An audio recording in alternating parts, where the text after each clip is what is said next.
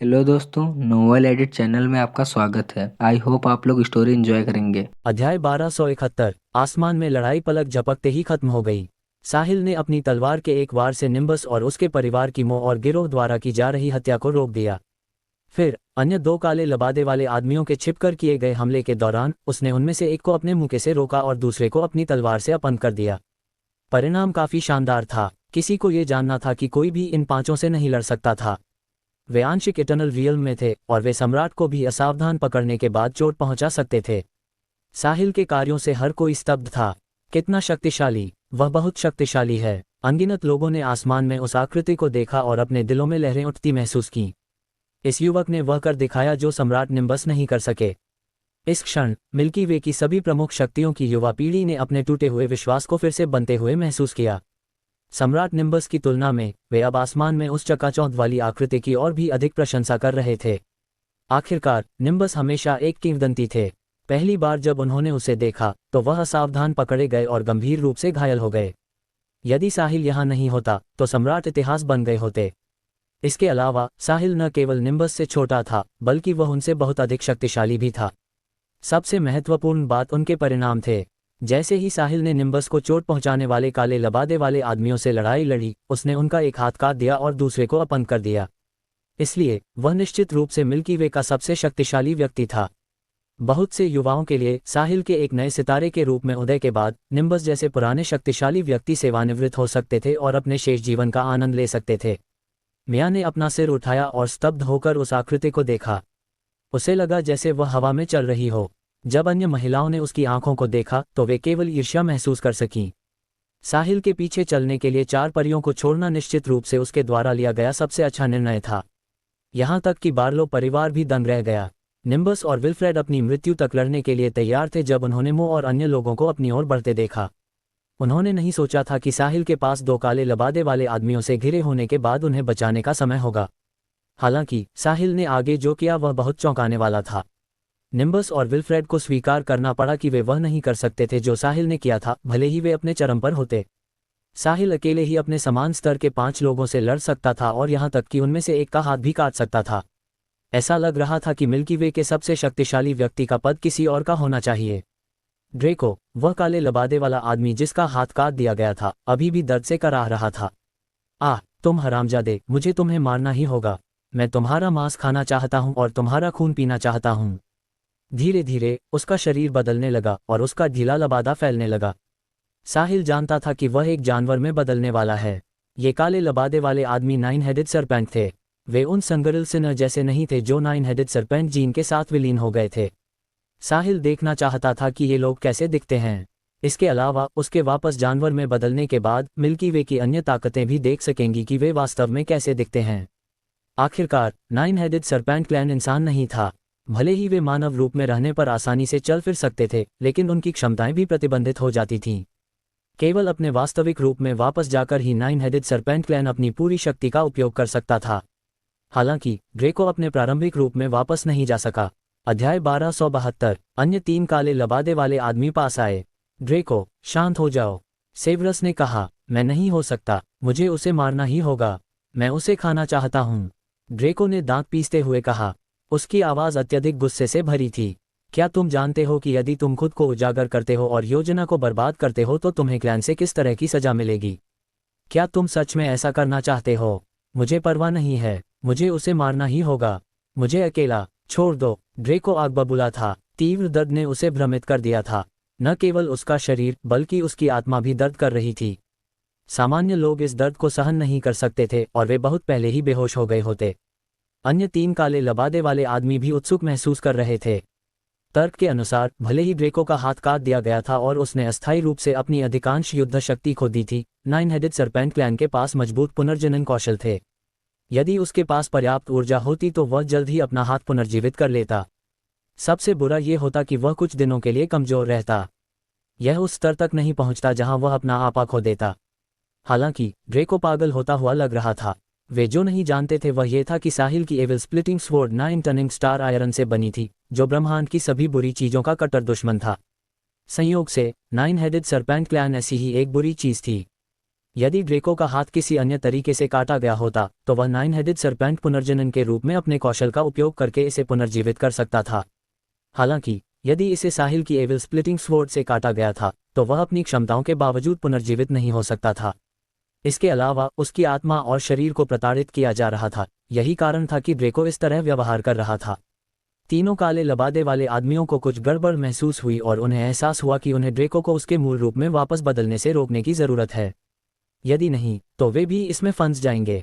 तीनों ने ड्रेको को रोकने के लिए आगे बढ़ने से पहले एक दूसरे की ओर देखा। बाद में उन्होंने ड्रेको के मुंह के अंदर एक गोली रख दी। ड्रेको ने गोली लेने के बाद वह शांत हो गया और बेहोश हो गया।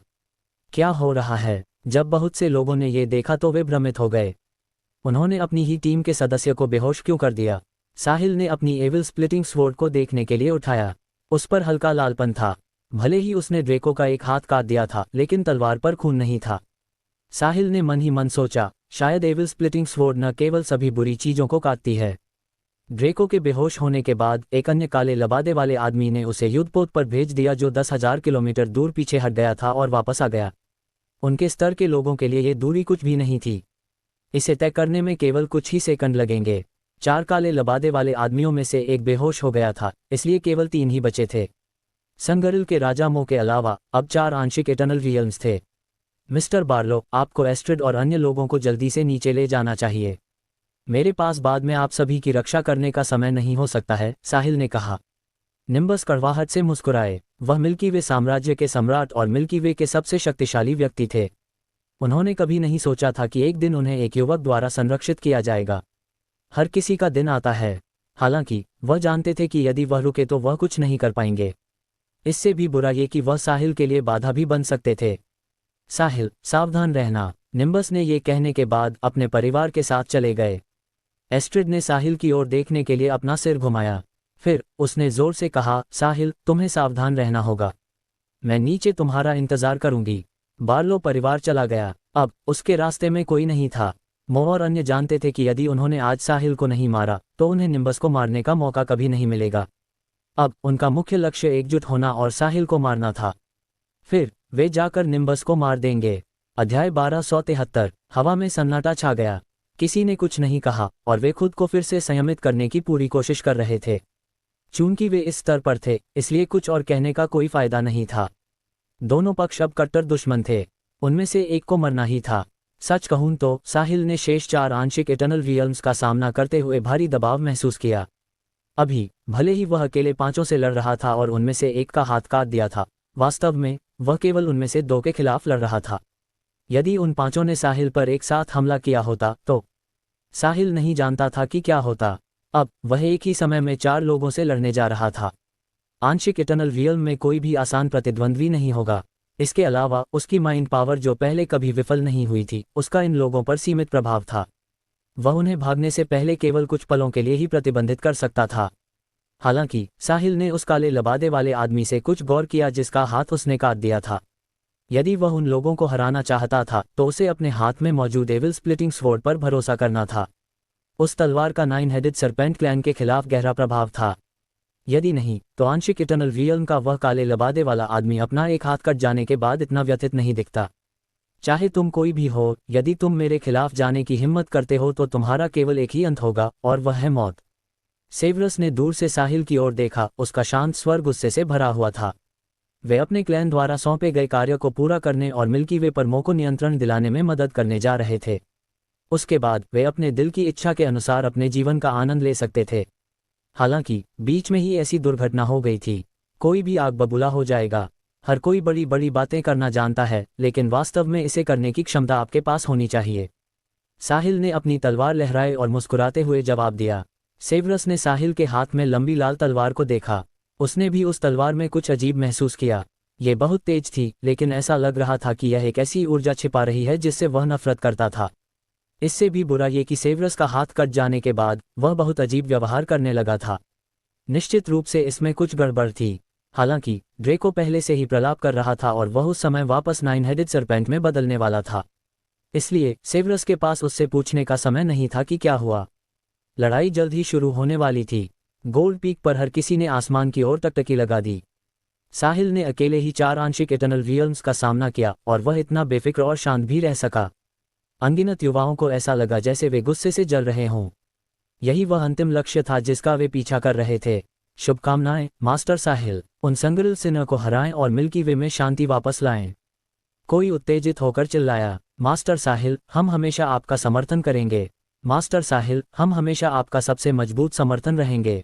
गोल्ड पीक पर मौजूद युवाओं ने आसमान की ओर चिल्लाना शुरू कर दिया।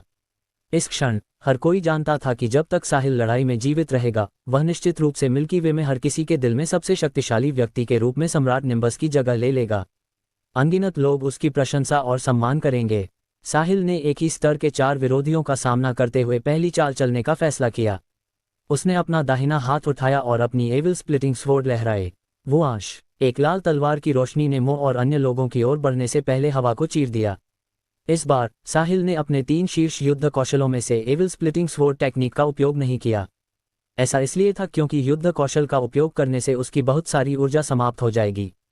स्तर जितना ऊंचा होगा, शक्ति उतनी ही अधिक होगी और निश्चित रूप से उतनी ही अधिक ऊर्जा वह समाप्त करेगा। एविल स्प्लिटिंग स्वॉर्ड टेक्निक उसी स्तर के प्रतिद्वंद्वी को चोट नहीं पहुंचाएगी यदि वे पर्याप्त रूप से तैयार हों। इसके अलावा साहिल आज पहले ही 2 बार इसका इस्तेमाल कर चुका था। यदि उसने इसका उपयोग जारी रखा तो उसकी ऊर्जा समाप्त हो जाएगी। फिर उसकी युद्ध शक्ति भी बहुत प्रभावित होगी। लाल तलवार की रोशनी बहुत तेज चली। पलक झपकते ही वह पहले से ही मो और अन्य लोगों के सामने थी। उन चारों ने रोशनी से बचने के लिए एक साथ हलचल की। फिर उन्होंने साहिल की ओर धावा बोल दिया। 9 हेडेड सरपेंट क्लैन करीबी मुकाबले में अच्छा था। वे अपने मजबूत शरीर और तेज पंजों का इस्तेमाल अपने विरोधियों के टुकड़े टुकड़े करने के लिए कर सकते थे। साहिल भी डरा नहीं था। जैसे ही उसने अपने दुश्मनों की ओर धावा बोला, उसका शरीर उस जगह से गायब हो गया। प्रक्रिया के दौरान साहिल ने अपनी एविल स्प्लिटिंग स्वॉर्ड आदमियों में से एक पर फेंक दी। अध्याय 1274। उसने जो किया उससे निम्बस और विल्फ्रेड भ्रमित हो गए, जो नीचे से घबराहट के साथ इस लड़ाई को देख रहे थे। हर कोई जानता था कि साहिल का सबसे बड़ा फायदा उसके हाथ में मौजूद लंबी लाल तलवार थी। यदि उसने तलवार को एक तरफ फेंक दिया तो वह लड़ना कैसे जारी रखेगा। जहां तक दूसरों की बात है, वे नहीं देख सके कि साहिल ने क्या किया। वे केवल इतना जानते थे कि लड़ाई फिर से शुरू हो गई है। सेवरस और अन्य लोग खुश थे जब उन्होंने साहिल को तलवार फेंकते देखा। अब साहिल उनसे कैसे लड़ेगा जब उसने इतना डराने वाला हथियार खो दिया है। क्या वह बच्चा मूर्ख है। एविल स्प्लिटिंग स्वॉर्ड काले लबादे वाले आदमियों में से एक की ओर फेंकी गई थी। काले लबादे वाले आदमी ने तलवार का सामना करते हुए लापरवाही से काम करने की हिम्मत नहीं की। इतनी निकटता में वह तलवार की तीक्ष्णता और आभा को महसूस कर सकता था। ये काले लबादे के नीचे की त्वचा को चुभ रही थी। ये निश्चित रूप से एक बहुत शक्तिशाली हथियार था और यह 9 हेडेड सरपेंट के सख्त तराजू को आसानी से काट सकता था। जैसे ही काले लबादे वाला आदमी हिल रहा था, उसने अपना शरीर घुमाया और एविल स्प्लिटिंग स्वॉर्ड को अपने पास से गुजरने दिया। जैसे ही उसने सोचा कि वह सुरक्षित है और तलवार की मूठ पकड़ने के लिए मुड़ने ही वाला था, खतरा उस पर आ पड़ा। जब एविल स्प्लिटिंग स्वॉर्ड उसके पास से गुजरी तो वह अचानक रुक गई और आगे नहीं बढ़ी। इसके बजाय उसने उसके शरीर पर वार किया। इस तलवार ने काले लबादे वाले आदमी को डरा दिया। उसे अभी भी याद था कि ड्रेको को कितनी चोट लगी थी। 9 हेडेड सरपेंट क्लैन का मजबूत बचाव इस शक्तिशाली हथियार को बिल्कुल भी नहीं रोक सका।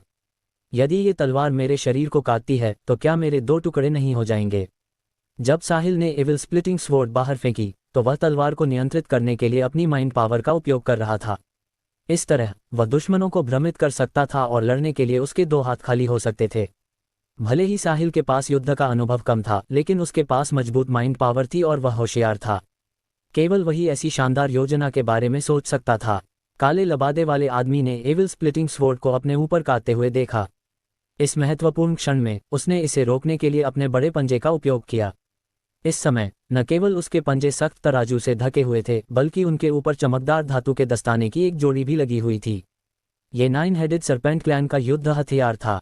चूंकि वे करीबी मुकाबले और अपने दुश्मनों के टुकड़े टुकड़े करने के लिए अपने अविनाशी पंजों का उपयोग करने में अच्छे थे, लगभग सभी 9 हेडेड सरपेंट के पास एक जैसे धातु के दस्ताने थे। दस्ताने पहनने के बाद इसने उनके हमले और बचाव को काफी बढ़ा दिया। भले ही काले लबादे वाले आदमी को एविल स्प्लिटिंग स्वॉर्ड को रोकने का भरोसा नहीं था, लेकिन इस महत्वपूर्ण क्षण में वह जो एकमात्र काम कर सकता था वह था उसे मिलने वाले नुकसान की मात्रा को कम करना। यदि नहीं तो उसने सोचा कि यदि एविल स्प्लिटिंग स्वॉर्ड ने उस पर वार किया तो वह 2 हिस्सों में बंट जाएगा। धातु के दस्ताने वाले उसके पंजों ने एविल स्प्लिटिंग स्वॉर्ड के ब्लेड को पकड़ लिया। डिंग, एक कान फोड़ने वाली धात्विक ध्वनि सुनी जा सकती थी। हिस, जल्द ही काले लबादे वाले आदमी के सांस खींचने की आवाज सुनी जा सकती थी। धातु के दस्ताने ने एविल स्प्लिटिंग स्वॉर्ड को केवल कुछ सेकंड के लिए रोका, इससे पहले कि उसने दस्ताने तोड़ दिए और काले लबादे वाले आदमी के पंजों को काट दिया। फिर उसने सख्त तराजू को चीर दिया और उसकी त्वचा और मांस तक पहुंच गई। हालांकि तलवार किसी भी हड्डी को तोड़ने से पहले ही फंस गई। भले ही वह ब्रह्मांड की सभी चीजों को काट सकती थी, लेकिन उसे पर्याप्त गति की आवश्यकता थी। साहिल एविल स्प्लिटिंग स्वॉर्ड को नियंत्रित करने के लिए अपनी माइंड पावर का उपयोग कर रहा था, अपने हाथों का नहीं। इसलिए नीचे की ओर काटने के लिए उपयोग किया जाने वाला बल कमजोर था। धातु के दस्ताने और 9 हेडेड सरपेंट तराजू के बाद में टूटने के अलावा उसकी पूरी गति पहले ही समाप्त हो चुकी थी। इसके बावजूद काले लबादे वाला आदमी अभी भी अत्यधिक दर्द में था। उसका शरीर और आत्मा शुद्ध प्रताड़ना का अनुभव कर रहे थे। काले लबादे वाला आदमी पागल हो गया। इस क्षण साहिल ने तलवार को वापस खींचने के लिए अपनी माइंड पावर का उपयोग किया। वो काले लबादे वाले आदमी की धातु से ढकी 5 उंगलियां आवाज के साथ हवा में उड़ गईं। एविल स्प्लिटिंग स्वॉर्ड का ब्लेड उसकी उंगलियों की हड्डियों से रगड़ा, उन्हें सीधे काट दिया। अध्याय 1275। भले ही साहिल एविल स्प्लिटिंग स्वॉर्ड को नियंत्रित करने के लिए अपनी माइंड पावर का उपयोग कर रहा था और काले लबादे वाले आदमियों में से एक की उंगलियां काट दी थीं, जिससे वह दर्द से कराह रहा था, फिर भी वह आराम नहीं कर सका। अभी दोनों पक्ष करीब आ रहे थे। शेष काले लबादे वाले आदमी और मो एक ही समय में साहिल पर हमला कर रहे थे। तलवार के खतरे के बिना तीनों ने साहिल के साथ करीबी लड़ाई शुरू करने के लिए 9 हेडेड सरपेंट क्लैन के मजबूत बचाव पर भरोसा किया। वे अपना गुस्सा निकालने के लिए साहिल के टुकड़े टुकड़े करना चाहते थे। साहिल अपनी तलवार वापस लेना चाहता था, लेकिन बहुत देर हो चुकी थी। इसलिए वह केवल लड़ाई के लिए खुद को तैयार कर सका। शुक्र है उसने अपने शरीर को इन्फिनिटी लेवल 10 तक अपग्रेड कर लिया था, इसलिए उसका शरीर 9 हेडेड सरपेंट क्लैन से कमतर नहीं था। इसके अलावा जब तक वह अपने दुश्मन को मार सकता था, वह उनके बचाव में प्रवेश करने और उनके अंगों को चोट पहुंचाने के लिए एयर क्रशिंग स्लैब का उपयोग कर सकता था। साहिल करीबी मुकाबले से डरा नहीं था। जल्द ही दोनों पक्ष आपस में टकरा गए। धमक धमक धमक टकराने की अनगिनत आवाजें सुनी जा सकती थीं। जैसा कि कहा जाता है, एकता में बल होता है। साहिल अकेले ही 3 लोगों से लड़ रहा था।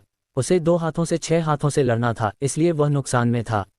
हालांकि सिस्टम द्वारा मजबूत किए जाने के बाद उसका शरीर कोई मजाक नहीं था। चाहे वह कितना भी नुकसान में क्यों ना हो, वह बुरी तरह घायल नहीं हुआ था। अंत में उसने उन दोनों के हमले को सहन किया और काले लबादे वाले आदमियों में से एक के सीने पर एयर क्रशिंग स्लैब का उपयोग किया। धमक धमक धमक साहिल ने दुर्बल करने वाले दर्द को सहन किया और कुछ खून उगल दिया। फिर उन दोनों के हमले के बल का उपयोग करते हुए वह जल्दी से पीछे हट गया और लड़ाई से बाहर निकल गया। उसी समय वह पीछे हटते हुए एविल स्प्लिटिंग स्वॉर्ड वापस ले ली और उसने उसे एक बार लहराया। सेवरस और मो उसका पीछा करने ही वाले थे, लेकिन साहिल की तलवार की रोशनी ने उन्हें रोक दिया। उनके बगल में काले लबादे वाला आदमी, जिस पर एयर क्रशिंग स्लैब से हमला किया गया था, उसने खून उगल दिया जो उसके कुछ अंगों के साथ मिश्रित था। उसका शरीर कांप रहा था। सेवरस को लगा कि कुछ गड़बड़ है, इसलिए वह जल्दी से उस आदमी को सहारा देने के लिए गया। क्या हुआ? तुम इतने गंभीर रूप से घायल कैसे हो गए? सेवरस ने भ्रम में पूछा। 9 हेडेड सरपेंट क्लैन बहुत मजबूत था, इसलिए एक सौम्य थप्पड़ के बाद उसका इस तरह होना असंभव था। साहिल का थप्पड़ हमारे बचाव को दरकिनार कर सकता है और हमारे अंगों को घायल कर सकता है। आपको सावधान रहना होगा, काले लबादे वाले आदमी ने कमजोरी से उत्तर दिया। साहिल ने उसके अंगों को क्षतिग्रस्त कर दिया था। यदि 9 हेडेड सरपेंट क्लैन अपने अंगों को मजबूत नहीं कर सकता था, तो उसके अंग चकनाचूर हो गए होते। भले ही कोई आंशिक इटर्नल रियल में हो, यदि उनके दिल, मस्तिष्क या अन्य महत्वपूर्ण अंगों को घातक चोट लगती है तो वे मर जाएंगे। केवल सच्चे इटर्नल रियल के किसी व्यक्ति का शरीर उच्च स्तर का होगा। वे अपने सभी अंगों को असीमित जीवन शक्ति प्रदान करने में सक्षम होंगे। इस तरह शरीर का मालिक इन घातक घावों को नजरअंदाज कर सकता है। यही आंशिक इटर्नल रियल्म और इटर्नल रियल्म के बीच का अंतर था। तुम हरामजादे, सेवरस ने गाली दी। उसी समय वह काले लबादे वाला आदमी, जिसकी उंगली काट दी गई थी, तीव्र दर्द को सहन करने की पूरी कोशिश कर रहा था। 9 हेडेड सरपेंट के लिए कटी हुई उंगलियां गंभीर नहीं थीं। वे कुछ ऊर्जा समाप्त करने के बाद तुरंत उंगलियों को पुनर्जीवित कर सकते थे। फिर भी नई उंगलियां उनकी मूल उंगलियों जितनी फुर्तीली नहीं होंगी। हालांकि अपनी उंगलियों को फैलाने के बाद बहुत अंतर नहीं होगा। एविल स्प्लिटिंग स्वॉर्ड सभी बुरी चीजों की कट्टर दुश्मन थी, इसलिए यह 9 हेडेड सरपेंट क्लैन को प्रतिबंधित करने में सक्षम थी। अध्याय 1276। ऐसा लग रहा था कि जहां काले लबादे वाले आदमी की उंगलियां काटी गई थीं, वहां एक ऊर्जा थी जो उंगली को पुनर्जीवित होने से रोक रही थी। दोनों पक्षों ने अपनी लड़ाई रोक दी। साहिल ने एविल स्प्लिटिंग स्वॉर्ड को पकड़ रखा था और वह शून्य में मंडरा रहा था। अब वह पहले की तरह बेफिक्र नहीं था। उसके होठों के कोनों से खून बह रहा था और उसके कपड़े फटे हुए थे। सेवर्स और अन्य लोगों ने अपने तेज पंजों से उसकी कमीज फाड़ दी थी, जिससे नीचे की त्वचा दिखाई दे रही थी। साहिल की त्वचा पर अनगिनत खूनी निशान भी थे। उनमें से कुछ त्वचा तक गहरे थे, जिससे साहिल भयानक दिख रहा था। हालांकि ये साहिल के लिए केवल मांस के घाव थे। उन्होंने उसके महत्वपूर्ण अंगों को बिल्कुल भी चोट नहीं पहुंचाई थी। दर्दनाक होने के अलावा उन्होंने उसकी युद्ध क्षमता को बिल्कुल भी प्रभावित नहीं किया। वह केवल अंत में घायल हुआ जब उसने सेवर्स और मो के हमले को जबरन सहन किया, क्योंकि वह एयर क्रशिंग स्लैब का उपयोग करना चाहता था। साहिल ने अपने शरीर की चोटों को देखा और अपने दिल के अंदर विलाप किया। अकेले 5 लोगों से लड़ना बहुत जिद्दीपन था। उसे अपने विरोधियों को असावधान पकड़ना पड़ा और अपनी माइंड पावर के साथ धोखा करना पड़ा। ये वह परिणाम था जो उसे एक व्यक्ति को अपंग करने और दूसरे को चोट पहुंचाने के बाद मिला। यदि उसे इन तरकीबों के बिना एक ही समय में 5 आंशिक इटर्नल रियल्म्स का सामना करना पड़ता, तो वह कुछ ही राउंड के बाद गंभीर रूप से घायल हो गया होता या मर गया होता। अभी की लड़ाई से साहिल संभवतः अपनी पूरी ताकत का अनुमान लगा सकता था। उसे अपने समान स्तर के 2 लोगों से लड़ने में ठीक होना चाहिए और 3 से 4 लोगों से लड़ना थोड़ा कठिन होगा। हालांकि यदि वह 5 लोगों और उससे अधिक से लड़ना चाहता है तो वह एक पीड़ाभोगी होगा। वे सभी आंशिक इटर्नल रियल्म में थे, इसलिए उनकी ताकत एक दूसरे से बहुत दूर नहीं होगी। इस लड़ाई का परिणाम हथियारों और युद्ध कौशल के उपयोग पर निर्भर करेगा। साहिल के पास एक शक्तिशाली एविल स्प्लिटिंग स्वॉर्ड थी जो ब्रह्मांड की सभी बुरी चीजों को काट सकती थी। इसके अलावा उसके पास 3 शीर्ष युद्ध कौशल और एक मजबूत शरीर था। यही कारण था कि वह ऐसा कर सका। वह पहले से ही आंशिक इटर्नल रियल्म का नंबर 1 व्यक्ति था। सेवर्स, ये कैसा है? मो पास आया। सेवर्स ने हमला नहीं किया, जिससे मो को अकेले साहिल पर हमला करने का मौका मिला। हालांकि मो ने ऐसा करने की हिम्मत नहीं की। अभी के कुछ राउंड के बाद वह जानता था कि साहिल कितना शक्तिशाली था, खासकर अब जब लंबी लाल तलवार फिर से उसके हाथों में वापस आ गई थी। वह पहले से भी ज्यादा डराने वाला था। यह अच्छा नहीं लग रहा है। वह साहिल बच्चा अजीब लगता है और उसके पास बहुत सारे कौशल हैं जो हमें असावधान पकड़ लेंगे। सेवर्स भी आग बबूला था। फिर हमें क्या करना चाहिए? यह इतना अच्छा अवसर है। यदि हम निम्बस और उसके परिवार को मारकर मिल्की वे पर कब्जा नहीं कर सकते, तो मुझे डर है कि भविष्य में यह और भी कठिन होगा। मो असंतुष्ट था। सेवर्स, उसकी तलवार समस्याग्रस्त है। आपको सावधान रहना चाहिए और इसे खुद को चोट न पहुंचाने देना चाहिए। वह काले लबादे वाला आदमी, जिसकी अभी उंगलियां काटी गई थीं, पास आया और तीव्र दर्द सहते हुए चेतावनी दी। मैंने भी इसे महसूस किया, लेकिन मुझे नहीं पता कि समस्या क्या है, सेवर्स ने कहा। ऐसा लगता है कि उस तलवार का हमारे खिलाफ गहरा प्रतिबंधात्मक प्रभाव है। यदि मेरी उंगलियां किसी सामान्य हथियार से काटी गई होती, तो मैं कुछ ऊर्जा समाप्त करने के बाद उन्हें पुनर्जीवित कर सकता था।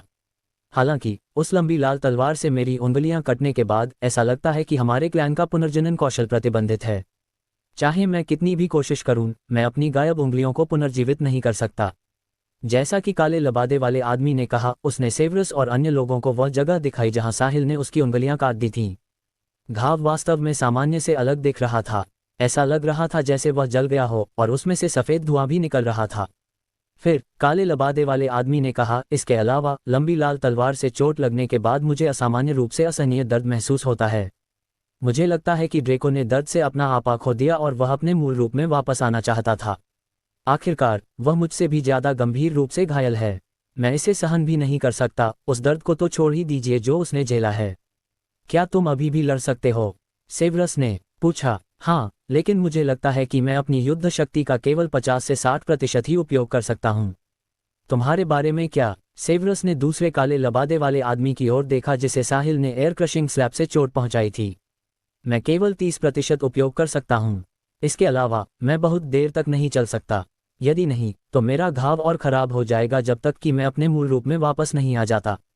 अध्याय 1277। आसमान में लड़ाई अस्थायी रूप से रुक गई। हर किसी ने साहिल की पस्त स्थिति देखी।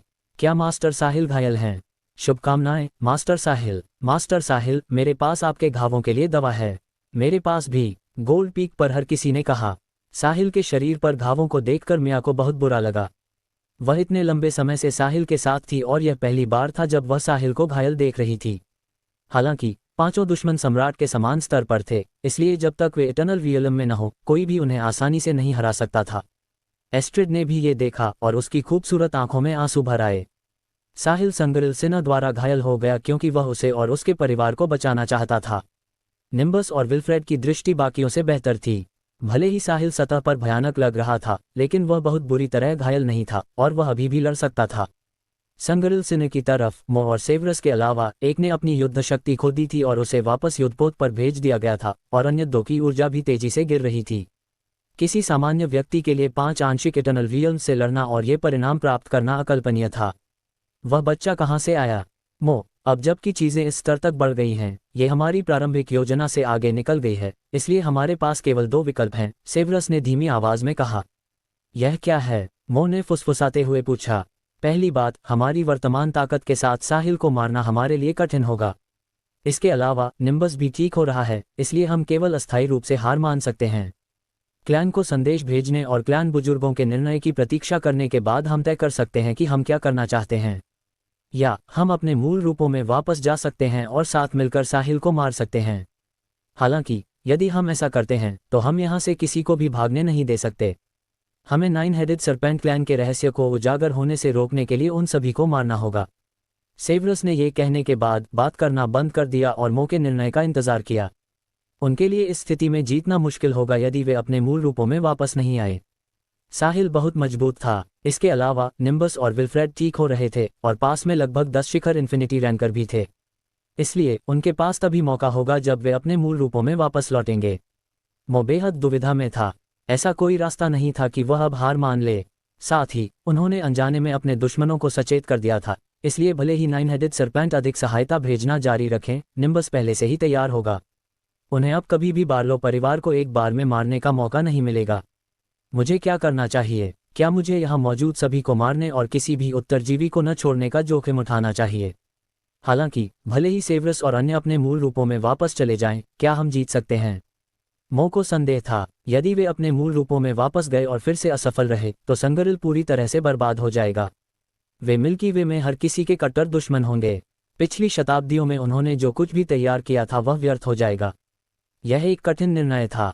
यदि कोई दुर्घटना होती है तो सेवरस और अन्य वापस बीस्ट गैलेक्सी जा सकते हैं और ऐसा दिखावा कर सकते हैं जैसे कुछ हुआ ही नहीं। इसके विपरीत संगरिल को शाश्वत विनाश के सुपुर्द कर दिया जाएगा। साहिल ने मो और अन्य लोगों को दूर से फुसफुसाते हुए देखा। उसने सोचा कि क्या वे किसी बुराई पर चर्चा कर रहे हैं, इसलिए उसने टोका, हे, तुम क्या बड़बड़ा रहे हो? यदि तुम लड़ना चाहते हो तो जल्दी करो, यदि नहीं तो यहाँ से दफा हो जाओ। मैं बाद में तुम पर दया नहीं करूँगा। साहिल ने अपनी तलवार लहराई और उसकी ऊर्जा एक बार फिर अपने चरम पर पहुंच गई। अपनी सीमा का पता लगाने के बाद साहिल लड़ना जारी नहीं रखना चाहता था। यदि नहीं तो वह निश्चित रूप से बुरी तरह घायल हो जाता। उसने गुप्त रूप से अपने सिस्टम पैनल पर नजर डाली। उसे 10,000 लेविश पॉइंट्स प्राप्त करने के लिए केवल कुछ हजार पॉइंट्स की आवश्यकता थी। जल्द ही वह इटर्नल रियलम तक पहुंचने में सक्षम हो जाएगा। उसे अभी इन लोगों से मौत तक लड़ने में समय क्यों बर्बाद करना चाहिए? जब वह इटर्नल रियलम में हो तो उन्हें सीधे कुचल देना और भी बेहतर नहीं होगा। हालांकि वह प्रतिद्वंद्वी को यह नहीं बताएगा कि वह लड़ना नहीं चाहता। उसे अभी भी प्रभावशाली दिखना था। साहिल को इतना आश्वस्त देखकर मो डर गया। अध्याय 1278। उसने संगरिल के पास मौजूद हर चीज के साथ जुआ खेलने की हिम्मत नहीं की। वह 9 हेडेड सरपेंट क्लैन की सहायता आने के बाद निर्णय लेगा। साहिल, तुम जल्द ही उन सभी चीजों की कीमत चुकाओगे जो तुमने आज की हैं। मुझे आशा है कि समय आने पर तुम्हें पछतावा नहीं होगा। निम्बस, भले ही तुम आज बचने में कामयाब रहे हो, बहुत खुश मत हो। हम वापस आएंगे। मो ने ये कहने के बाद जाने के लिए मुड़ा। सेवरस और अन्य लोगों ने जाने के लिए मुड़ने से पहले साहिल को गहराई से देखा। मो और अन्य लोगों के बहुत दूर चले जाने के बाद साहिल की ऊर्जा अंततः कमजोर हो गई। उसने अपने बाएं हाथ से अपना सीना पकड़ लिया और जोर जोर से खांसा। खोन्स खोन्स खोन्स, लानत है, वे लोग बहुत क्रूर थे। यदि सिस्टम ने मेरे शरीर को इतनी मजबूत स्थिति में अपग्रेड नहीं किया होता तो शायद मैं आज मर जाता। प्लेनेट रॉयल के गोल्ड पीक से जोरदार जयकार गूंज उठी। मास्टर साहिल, आप ही असली आदमी हैं। मास्टर साहिल, आप बहुत अद्भुत हैं।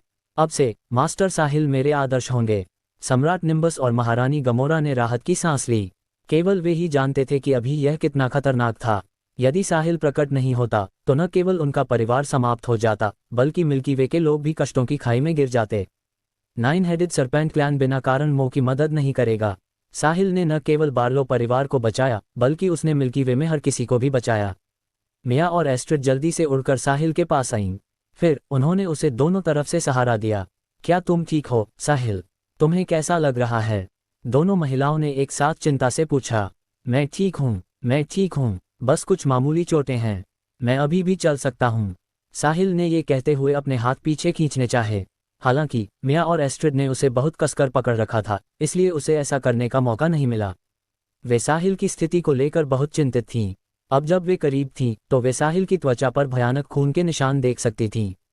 उनमें से बहुत से इतने गहरे थे कि वे अंदर की मांसपेशियों को देख सकती थीं। एस्ट्रिड इतनी चिंतित थी कि वह रोने लगी। बूहू, साहिल, मुझे खेद है, तुम घायल हो गए क्योंकि तुम हमें बचाना चाहते थे, एस्ट्रिड सुबकते हुए बोली। साहिल, क्या तुम्हें दर्द हो रहा है? भले ही मिया रो नहीं रही थी, लेकिन उसकी आंखें लाल हो रही थीं। मैं ठीक हूँ, तुम लोग ऐसे मत बनो, ये केवल मांस के घाव हैं, साहिल ने समझाया। हालांकि उन दोनों ने सुनने से इनकार कर दिया। इस क्षण सम्राट निम्बस और महारानी गमोरा पास आए।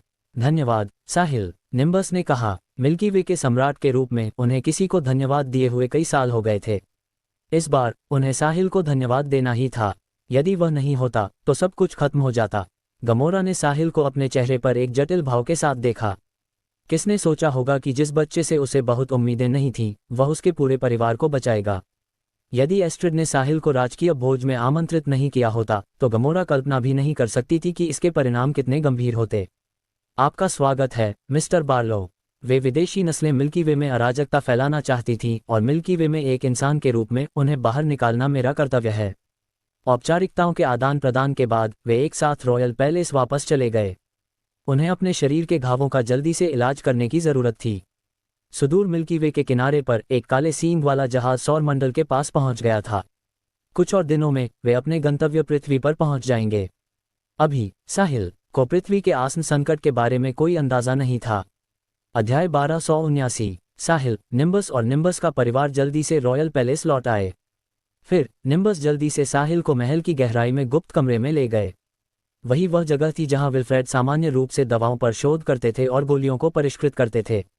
यहाँ मिल्की वे की लगभग सभी कीमती जड़ी बूटियां मिल सकती थीं। हालांकि साहिल गंभीर रूप से घायल नहीं था, लेकिन निम्बस उसके घावों के इलाज में देरी नहीं कर सकते थे। कमरे में प्रवेश करने के बाद गमोरा और एस्ट्रिड निम्बस को एक कमरे में ले गईं। इस बीच विल्फ्रेड साहिल और मिया को एक अलग कमरे में ले गए। विल्फ्रेड निम्बस को देखने से पहले साहिल को कुछ बुनियादी उपचार देने वाले थे। हालांकि साहिल ने मना कर दिया। उसने एंशिएंट ट्रेडिशनल मेडिसिन में पूर्णता प्राप्त कर ली थी, तो क्या उसे दूसरों के इलाज की आवश्यकता होगी? उसके शरीर को उससे बेहतर कोई नहीं जानता था। साहिल, क्या तुमने कहा कि तुम भी चिकित्सा जानते हो? विल्फ्रेड ने अविश्वास में पूछा। हाँ मिस्टर विल्फ्रेड, मैंने पहले कुछ सीखा है, इसलिए आपको मिस्टर निम्बस की मदद करनी चाहिए।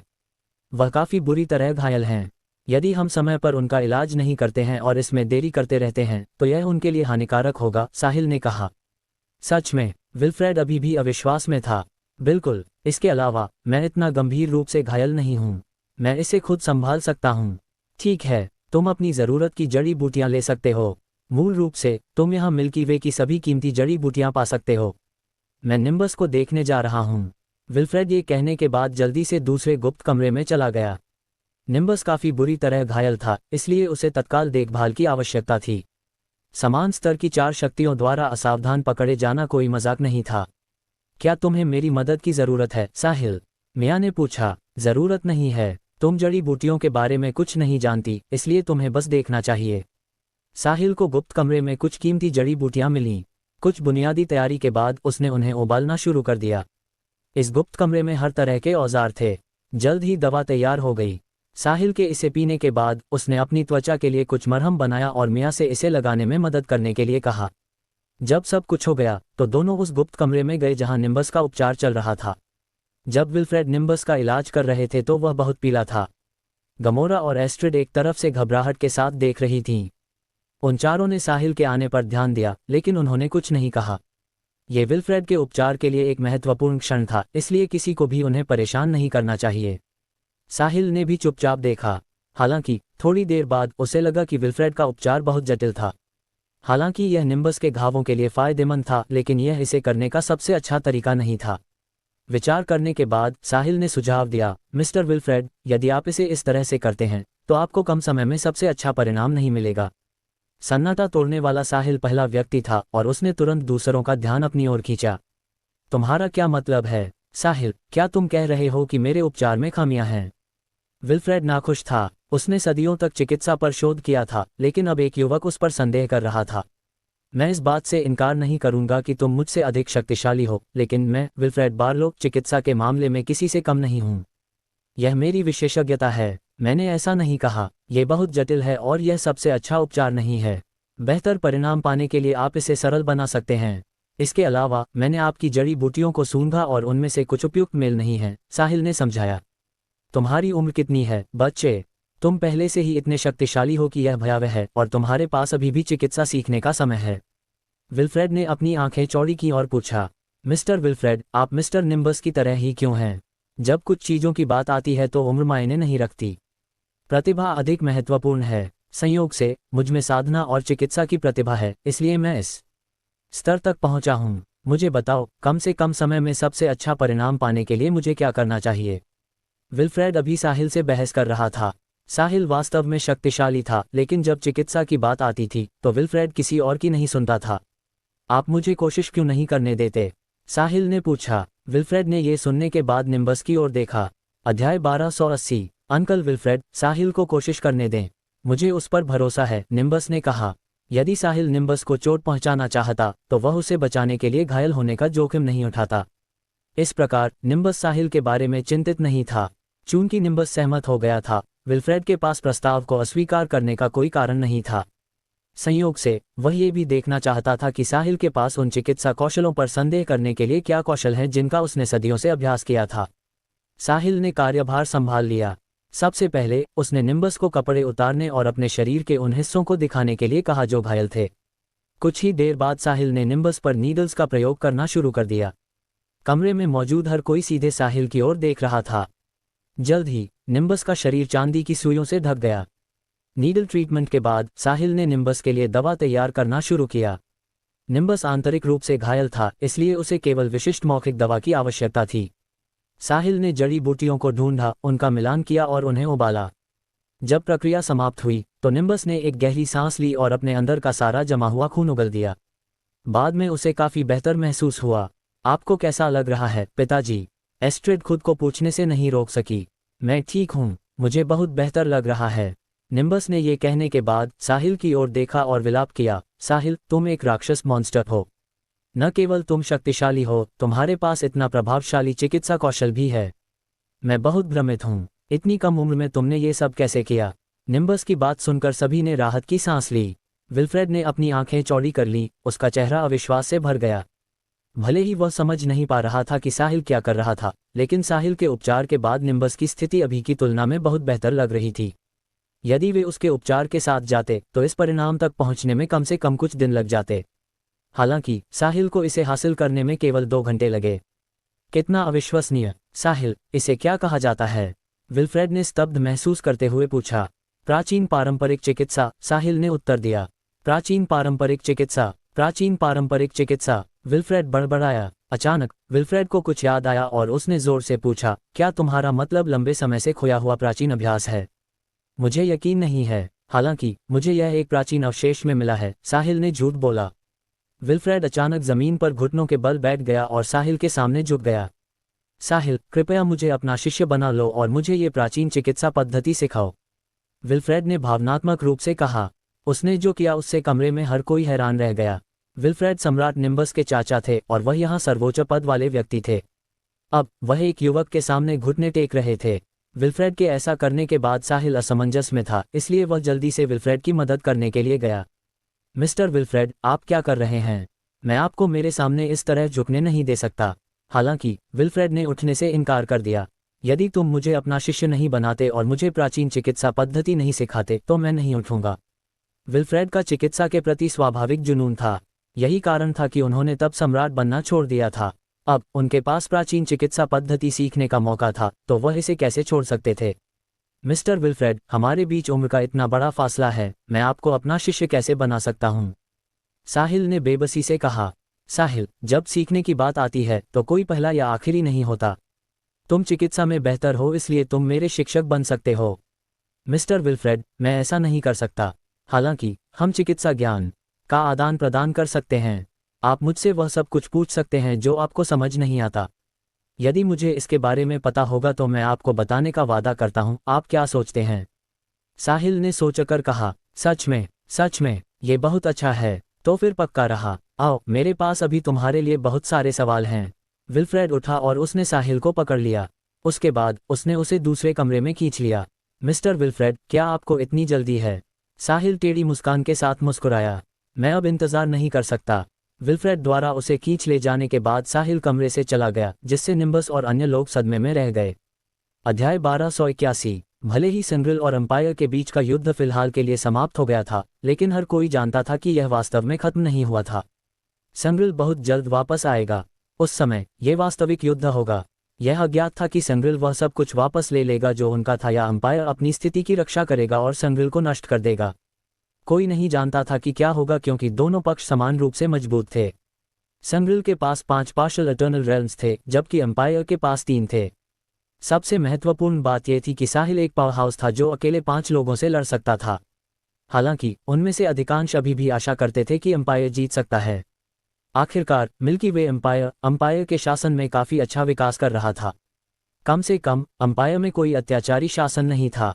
आम नागरिक शांति से रह सकते थे और खुशी खुशी काम कर सकते थे, जबकि अधिकांश प्रमुख ताकतें लड़ाई शुरू करने की हिम्मत नहीं करती थीं और बड़े पैमाने पर हताहतों से बचती थीं, क्योंकि वे इस बात से डरे हुए थे कि अंपायर कितना शक्तिशाली था। उतना ही काफी था। यदि संग्रिल जीत गया तो मिल्की वे में बहुत सारे बदलाव होंगे।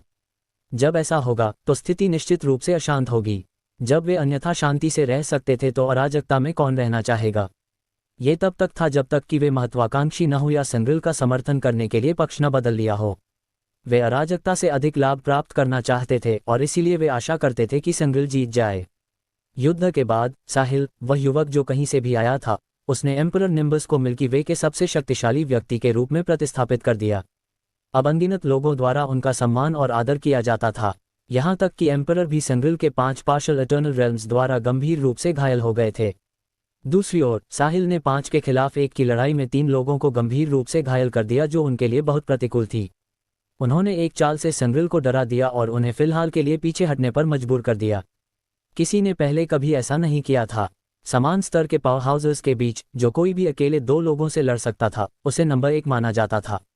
दूसरी ओर साहिल अपने दम पर 5 के खिलाफ गया, इसलिए वह मूल रूप से पार्शियल इटर्नल रेल्म में सबसे मजबूत था। युद्ध के बाद हर कोई ये देख रहा था कि साहिल कौन था। वे देखना चाहते थे कि वह किस फोर्स से था। हालांकि साहिल रॉयल रीजन से नहीं था और वह कभी मिल्की वे में नहीं रहा था, इसलिए किसी को कुछ नहीं मिला। इसके विपरीत मिया, जो उनके पीछे चल रही थी, उसे पहचान लिया गया। सभी को एक एहसास हुआ। कोई आश्चर्य नहीं कि मिया ने इतने बड़े दिग्गजों को नाराज करने का जोखिम उठाते हुए साहिल के साथ रहने के लिए फोर्ट फेरी से अपने प्रस्थान की घोषणा करने पर जोर दिया। यदि कोई उसी स्थिति में होता जैसा कि मिया थी, तो कोई भी वही चुनाव करने में संकोच नहीं करता। साहिल मिल्की वे का सबसे मजबूत व्यक्ति था और वह एम्परर निम्बस से भी ज्यादा मजबूत था। उनके साथ रहने का मौका कौन नहीं झपट लेना चाहेगा। मूर्ख भी जानते होंगे कि इस प्रश्न का उत्तर क्या देना है। यदि वह साहिल के साथ रहती तो न केवल मिया का भविष्य उज्ज्वल होता, बल्कि साहिल की ताकत उजागर होने के बाद उसके परिवार की स्थिति भी आसमान छू लेती। केवल इसी एक कदम ने उसके परिवार को अंपायर को छोड़कर मिल्की वे की सभी ताकतों से आगे कर दिया। भले ही कॉन्कॉर्ड फैमिली कमजोर थी और किसी भी छोटी फोर्स द्वारा मिटाई जा सकती थी, अब मिल्की वे एम्पायर जैसा दिग्गज भी यह कहने की हिम्मत नहीं करेगा कि वे कॉन्कॉर्ड फैमिली को मिटाना चाहते हैं। एक छोटी फोर्स की तो बात ही छोड़ दें। साहिल कॉन्कॉर्ड फैमिली का समर्थन कर रहा था और मिल्की वे में कोई भी उन्हें नाराज करने की हिम्मत नहीं करेगा। इसके अलावा कॉन्कॉर्ड फैमिली भी बिना किसी रोक टोक के अपनी ताकत का उपयोग कर सकती थी। जब तक साहिल जीवित था, कॉन्कॉर्ड फैमिली अंततः ऊपर उठेगी। जब ब्लू स्टार की सभी ताकतों को पता चला कि मिया जिस व्यक्ति के पीछे थी वह मिल्की वे का सबसे मजबूत व्यक्ति था, तो वे स्तब्ध रह गए। जब वे होश में आए तो वे सभी कॉन्कॉर्ड रेजिडेंस में महंगे उपहार लेकर आए। उन्होंने फैसला किया कि चाहे कुछ भी हो जाए, कॉन्कॉर्ड फैमिली के साथ घनिष्ठ संबंध बनाएंगे। अध्याय 1282। इस समय कॉन्कॉर्ड फैमिली द्वारा चलाए जा रहे east league chamber of commerce के पीछे के मालिक का भी खुलासा हुआ कि वह साहिल है, जो मिल्की वे का सबसे मजबूत व्यक्ति है। East league chamber of commerce अभी स्थापित एक नया चेंबर ऑफ कॉमर्स था।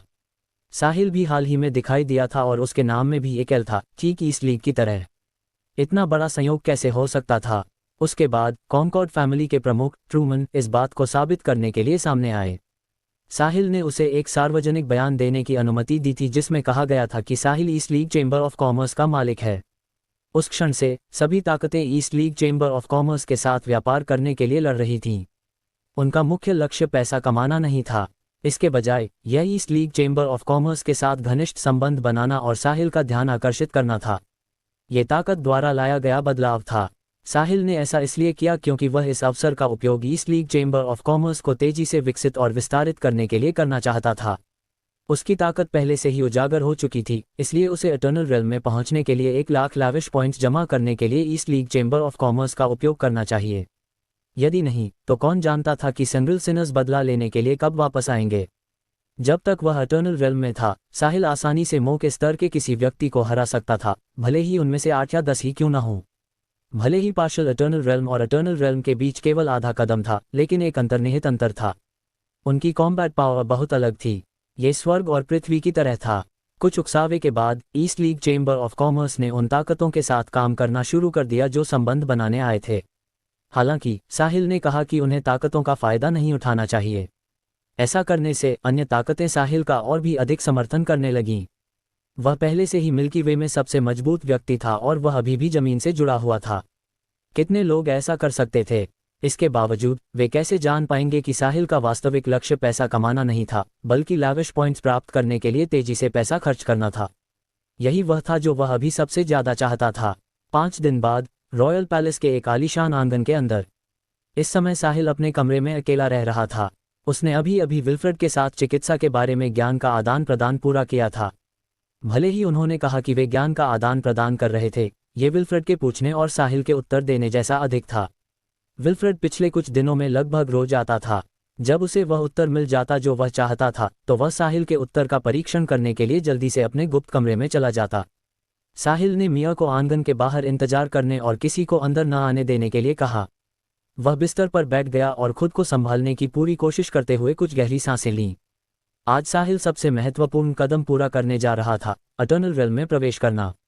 कुछ दिन पहले ट्रूमन ने साहिल की अनुमति से खुलासा किया कि Sahil east league chamber of commerce का मालिक था। चेंबर्स ऑफ कॉमर्स वाली अनगिनत ताकतें east league chamber of commerce के साथ काम करने की कोशिश करने के लिए उमड़ पड़ीं।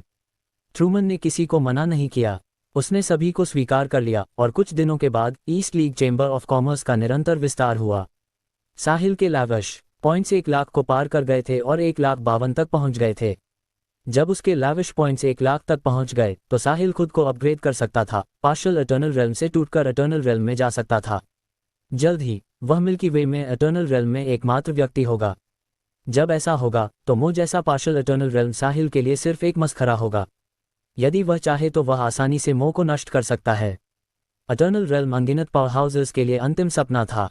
एक बार जब वे इस क्षेत्र में पहुंच जाते तो वे अमर हो जाते।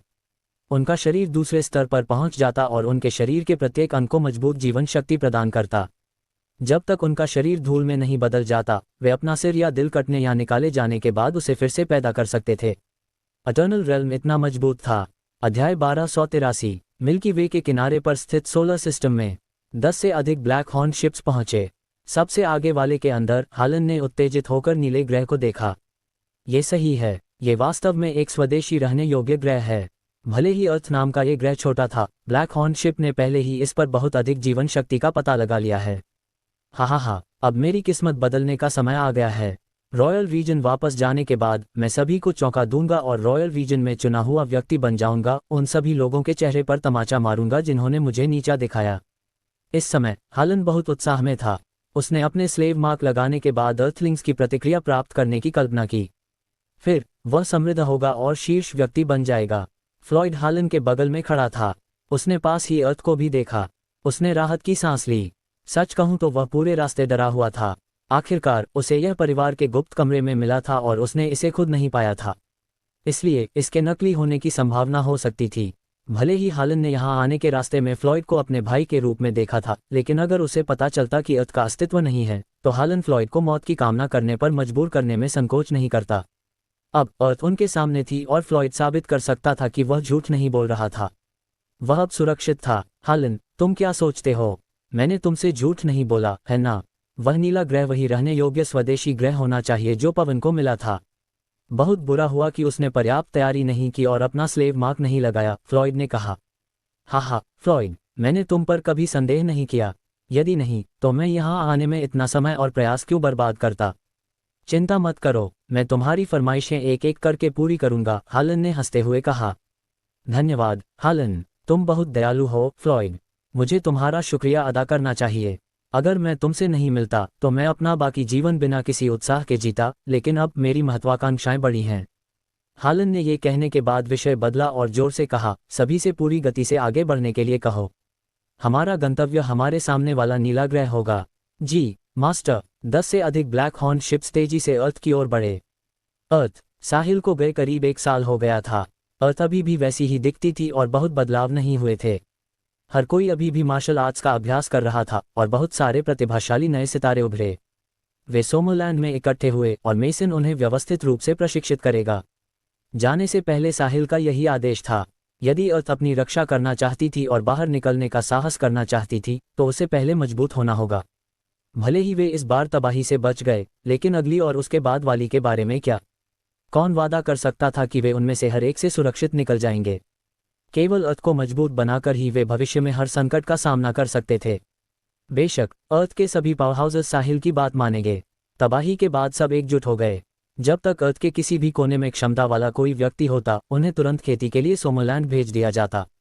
सोमरलैंड भी धीरे धीरे सभी अर्थलिंग्स के लिए एक पवित्र भूमि बन गया। साहिल के अस्तित्व के कारण सभी देश और ताकतें सोमरलैंड की ओर सम्मान से देखते थे। भले ही साहिल विशाल तारों वाले आकाश का पता लगाने के लिए अर्थ छोड़ चुका था, लेकिन इसने अर्थलिंग्स को उसका सम्मान करने से नहीं रोका। अभी अर्थ पर साहिल की स्थिति मिल्की वे के लोगों के दिलों में एम्परर निम्बस की स्थिति के बराबर थी।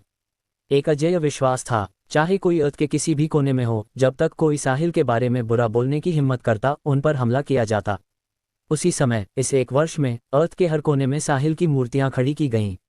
अध्याय 1284। मूर्तियां साहिल के प्रति सम्मान का प्रतीक थीं। आखिरकार यदि साहिल का अस्तित्व नहीं होता तो अर्थ पवन का गुलाम होती और कभी खुद को मुक्त नहीं कर पाती। इसलिए साहिल अर्थ के रक्षक से कम नहीं था।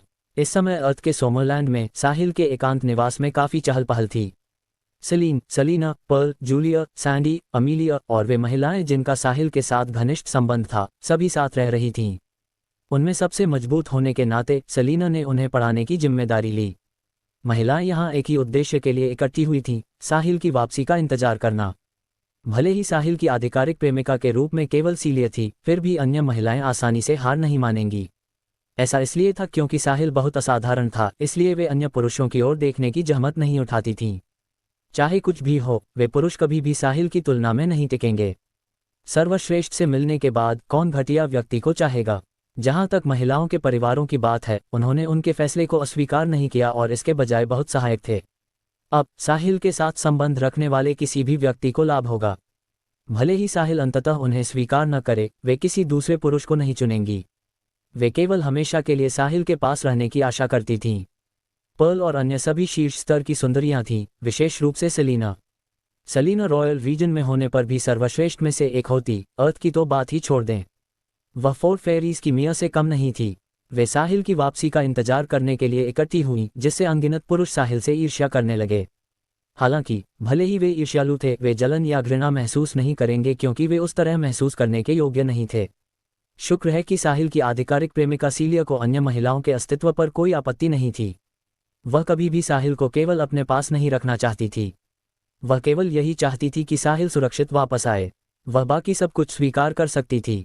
जब साहिल आसपास नहीं था तो महिलाएं खुशी खुशी साहिल की वापसी का इंतजार कर रही थीं। इतने लंबे समय तक साथ समय बिताने के बाद वे बहनों की तरह हो गई थीं। इस समय सुंदरियां आपस में बातें कर रही थीं। सेलिना, मैं कब गॉड रैंक में पहुंच सकती हूं? सैंडी ने पूछा। सैंडी, तुम अभी छोटी हो, तुम इतनी जल्दी में क्यों हो? सलीना ने सैंडी का सिर थपथपाया और पूछा। सैंडी उनमें सबसे छोटी थी और वह केवल 20 साल से कुछ अधिक की थी। तब किसी ने भी अपने 20वें वर्ष में एक पार्शल गॉड रैंक की कल्पना करने की हिम्मत नहीं की थी। हालांकि यह अब अस्तित्व में था और एक से अधिक थे। ये सब पवन द्वारा छोड़ी गई जेनेटिक ड्रग के कारण था। उनमें सलीना सबसे प्रतिभाशाली थी। दवा लेने के बाद उसकी ताकत तेजी से बढ़ी। जब साहिल चला गया तब वह अभी भी एक सुपर गॉड रैंकर थी, लेकिन अब वह पहले ही स्टार रेल्म के पहले स्तर को पार कर चुकी थी और एक सैटेलाइट रैंकर बन गई थी। ये काफी जल्दी था। हालांकि सीलिया का कहना है कि साहिल इस बार वापस आने पर हमें बाहर की दुनिया दिखाने के लिए अंतरिक्ष में ले जाएगा। मुझे चिंता है कि वह मुझे नहीं ले जाएगा क्योंकि मैं पर्याप्त मजबूत नहीं हूँ, सैंडी ने थोड़ा निराश महसूस करते हुए कहा। सैंडी, ऐसा मत सोचो, हम एक इकाई हैं। साहिल निश्चित रूप से हम सभी को लाएगा, सीलिया ने एक तरफ सांत्वना दी। सीलिया, अगर साहिल मुझे ले जाने से मना कर दे तो तुम्हें मेरी मदद करनी होगी। वह हमेशा तुम्हारी बात सुनता है। बेशक, मैं उसे तुम्हें ले जाने के लिए कहूंगी। ठीक है, धन्यवाद, सीलिया। सैंडी का चेहरा देखकर सब हंसने लगे। उनका साहिल के साथ गहरा संबंध था, इसलिए वे साहिल के व्यक्तित्व को जानती थीं। साहिल अपने दुश्मनों के प्रति क्रूर और निर्णायक था, लेकिन अपने दोस्तों के लिए वह अधिक नर्मदिल था। यदि नहीं, तो उन्हें एक साथ बैठने का मौका नहीं मिलता। साहिल उन्हें चोट नहीं पहुंचाना चाहता था और इसी तरह वे साहिल की कमजोरी का फायदा उठाने में कामयाब रहे। साहिल के स्वभाव को देखते हुए वह उनमें से किसी को भी नहीं छोड़ेगा यदि उसने पहले सभी को बाहर की दुनिया दिखाने के लिए अर्थ से ले जाने का वादा किया था। अध्याय 1285। अर्थ के कृत्रिम उपग्रहों ने दर्जनों ब्लैक हॉर्न शिप्स का पता लगाया जैसे ही वे अर्थ के पास पहुंचे। मास्टर, कुछ चीजें हमारी निगरानी कर रही हैं। उन पर तुरंत हमला करो। उन सभी को कुचल दो, हालन ने बिना सोचे समझे कहा। उन्हें इस रहने योग्य स्वदेशी ग्रह पर मनुष्यों को दबाने के लिए सबसे मजबूत शक्ति का उपयोग करना था ताकि मनुष्यों को पता चल सके कि उनके पास वापस लड़ने का मौका नहीं है। एक बार जब उन्होंने ऐसा किया तो वे मर जाएंगे। इस तरह वे आज्ञाकारी रूप से स्लेव मार्क प्राप्त करेंगे। हालन की विधि पवन जैसी नहीं थी। पवन ने अर्थलिंग्स के अच्छे पक्ष में आने की कोशिश की और फिर उनकी जानकारी के बिना अपना स्लेव मार्क लगा दिया। इसके विपरीत हालन अर्थलिंग्स को वश में करने के लिए बल का प्रयोग करेगा। वह अर्थलिंग्स के आत्मविश्वास को कुचल देगा और फिर जबरदस्ती अपना स्लेव मार्क लगा देगा। जी मास्टर। जैसे ही अर्थ के कृत्रिम उपग्रहों ने एक छवि वापस अर्थ भेजी, उन्हें ब्लैक हॉर्न शिप्स द्वारा टुकड़ों में बम से उड़ा दिया गया। ब्लैक हॉर्न शिप्स द्वारा दर्जनों कृत्रिम उपग्रहों को नष्ट करने के बाद उन्होंने ओजोन लेयर में प्रवेश किया और अर्थ की सतह की ओर चल दिए। सोमोलैंड, अर्थ। जैसे ही सैटेलाइट मॉनिटरिंग सेंटर को अंतरिक्ष से चित्र प्राप्त हुए, उन्हें एहसास हुआ कि कृत्रिम उपग्रह नष्ट हो गए हैं। केंद्र के कर्मचारियों को तुरंत आभास हो गया कि कुछ सही नहीं है, इसलिए उन्होंने जल्दी से सोमोलैंड पार्लियामेंट को इसकी सूचना दी। जल्द ही उपग्रह के विनाश के चित्र और समाचार मेसन तक पहुंच गए। जब मेसन ने चित्रों को देखा तो उसने अनुमान लगाया कि वे विदेशी अंतरिक्ष यान होने चाहिए। एलियंस के अर्थ पर आने की केवल दो ही संभावनाएं थीं। एक इसलिए क्योंकि साहिल वापस आ गया था, हालांकि यदि वह साहिल होता तो वह उपग्रहों को नष्ट नहीं करता, इसलिए उस संभावना को खारिज किया जा सकता था। उस स्थिति में ये दूसरी संभावना होगी, एलियंस फिर से अर्थ पर आक्रमण कर रहे थे। साथ ही उन्होंने यहां पहुंचते ही हमला किया और उपग्रह को नष्ट कर दिया, इसलिए वे निश्चित रूप से शांति से नहीं आए थे। मेसन को एहसास हुआ कि यह कितना गंभीर था, इसलिए उसने तुरंत जूलिया को फोन किया। इस समय जूलिया अपनी सहेलियों से बातें कर रही थी। ट्रिंग ट्रिंग, फोन बजा। जब जूलिया ने देखा कि यह उसके ग्रेट ग्रैंडफादर मेसन का है तो उसने सभी को चुप कराया और फोन का उत्तर दिया। नमस्ते ग्रेट ग्रैंडपा, क्या बात है? जूलिया ने पूछा। जूलिया, बोलो मत, मेरी बात सुनो। अभी सोमोलैंड सैटेलाइट मॉनिटरिंग सेंटर ने कुछ तस्वीरें और खबरें भेजी हैं। दर्जनों विदेशी अंतरिक्ष यान अर्थ में प्रवेश कर चुके हैं और उन्होंने अर्थ के कृत्रिम उपग्रहों को भी नष्ट कर दिया है। मैं तुम्हें अभी तस्वीरें भेजता हूँ। साहिल से संपर्क करो, तुम्हें उसे पकड़ना ही होगा। एलियंस शांति से नहीं आए जैसे पहले वाले आए थे। मेसन ने इतना कहने के बाद जल्दी से फोन काट दिया। फिर उसने ब्लैक हॉर्न शिप्स की तस्वीरें भेजी जो कृत्रिम उपग्रह द्वारा ली गई थी जूलिया को। मेसन के फोन काटने के बाद जूलिया होश में नहीं आ सकी। चूंकि वह नहीं बोली, इसलिए दूसरों ने उसे परेशान करने की हिम्मत नहीं की। जब जूलिया ने धीरे से फोन नीचे रखा तो सीलिया ने पूछा, जूलिया क्या हुआ? क्या कुछ हुआ है? उसकी आवाज ने जूलिया को हकीकत में वापस खींच लिया। सीलिया, अभी साहिल को फोन करो, जल्दी। विदेशी अंतरिक्ष यान अर्थ में प्रवेश कर चुके हैं। उन्होंने आते ही हमला किया और हमारे कृत्रिम उपग्रहों को नष्ट कर दिया। वे एलियंस तब की तरह थे और शांति से नहीं आए हैं, जूलिया ने जल्दी से कहा। क्या? जूलिया की बात ने वहां मौजूद सेलिना और अन्य लोगों को झकझोर कर रख दिया। एलियंस फिर से अर्थ पर आ रहे हैं? ये कैसे संभव है? पिछली बार साहिल यहाँ था और इसी तरह अर्थ आपदा से बच गई और तबाही से बच गई। हालांकि साहिल अर्थ छोड़ चुका था, तो वे एलियंस से कैसे लड़ेंगे? जूलिया, शांत हो जाओ। ओल्ड मास्टर स्टेफानी ने क्या कहा? सेलिना ने पूछा। मेरे परदादा ने कहा कि उन्हें सोमोलैंड सैटेलाइट मॉनिटरिंग सेंटर से खबर मिली है कि एलियंस अर्थ पर आ रहे हैं। उपग्रह ने एलियंस की खोज की, इसलिए उन्होंने उपग्रह को सीधे नष्ट कर दिया। वे अभी जमीन की ओर बढ़ रहे हैं और मेरे परदादा ने हमें अभी साहिल को फोन करने के लिए कहा है। सीलिया, अभी जाओ और साहिल से संपर्क करो और उसे सब कुछ बताओ। देखते हैं वह क्या कहता है। सेलिना सीलिया की ओर मुड़ी और बोली। ठीक है, मैं करूंगी, सीलिया ने घबराहट में जवाब दिया। फिर उसने साहिल से संपर्क करना शुरू किया। अध्याय 1286। अभी साहिल सभी अर्थलिंग्स की रीढ़ था। एलियंस फिर से अर्थ पर आक्रमण कर रहे थे, इसलिए निश्चित रूप से उन्हें उसे बताना ही था। ये वही था जो साहिल ने जाने से पहले निर्देश दिया था। यदि अर्थ को कुछ होता है तो उन्हें उसे तुरंत बताना होगा। जूलिया को सूचित करने के बाद मेसन ने अन्य तैयारियां शुरू कर दीं। साहिल अर्थ को बचा सकता था, लेकिन वह आसपास नहीं था। भले ही वह जानता था कि क्या हो रहा है, यह अज्ञात था कि वह विशाल और असीम तारों वाले आकाश के माध्यम से कब वापस आएगा। साहिल के वापस आने से पहले अर्थ को खुद को बचाना था। मेसन ने सैटेलाइट मॉनिटरिंग सेंटर से यह निर्धारित करने के लिए कहा कि एलियंस कहाँ उतरेंगे। फिर उसने अर्थ के सभी पावर हाउसर्स से तुरंत सोमोलैंड जाने के लिए कहा। जल्द ही पावर हाउसर्स ने कार्रवाई शुरू कर दी। उन्होंने पहले एक विदेशी आक्रमण का अनुभव किया था, इसलिए वे जानते थे कि एलियंस शांति से नहीं आएंगे। साथ ही साहिल इस बार यहाँ नहीं था, इसलिए उन्हें उन दुष्ट एलियंस से लड़ने के लिए मिलकर काम करना था। रॉयल रीजन में प्लैनेट रॉयल मिया ने साहिल के निर्देशानुसार आंगन के बाहर पहरा दिया और किसी को अंदर जाने की अनुमति नहीं दी। भले ही वह नहीं जानती थी कि साहिल अपने कमरे में क्या कर रहा था, लेकिन चूंकि उसने निर्देश दिया था, वह वही करने में संकोच नहीं करेगी जो उसने कहा था। जल्द ही प्रिंसेस एस्ट्रेड पहुंची। मिया, तुम यहाँ बाहर क्या कर रही हो? साहिल कहाँ है? एस्ट्रेड ने पूछा। योर रॉयल हाइनेस, वह अपने कमरे में है, मिया ने जवाब दिया। मैं उसे देखने जाऊंगी। योर रॉयल हाइनेस, साहिल ने मुझे यहाँ बाहर पहरा देने और किसी को अंदर न जाने देने के लिए कहा था। मुझे लगता है कि उसके पास संभालने के लिए कुछ महत्वपूर्ण है। ओह, तो मैं तुम्हारे साथ यहाँ रुकूंगी। ये ठीक है। अगर मैं वापस भी जाती हूँ तो मेरे पास करने के लिए कुछ नहीं है। मैं तुम्हारे साथ उसका इंतजार करूंगी।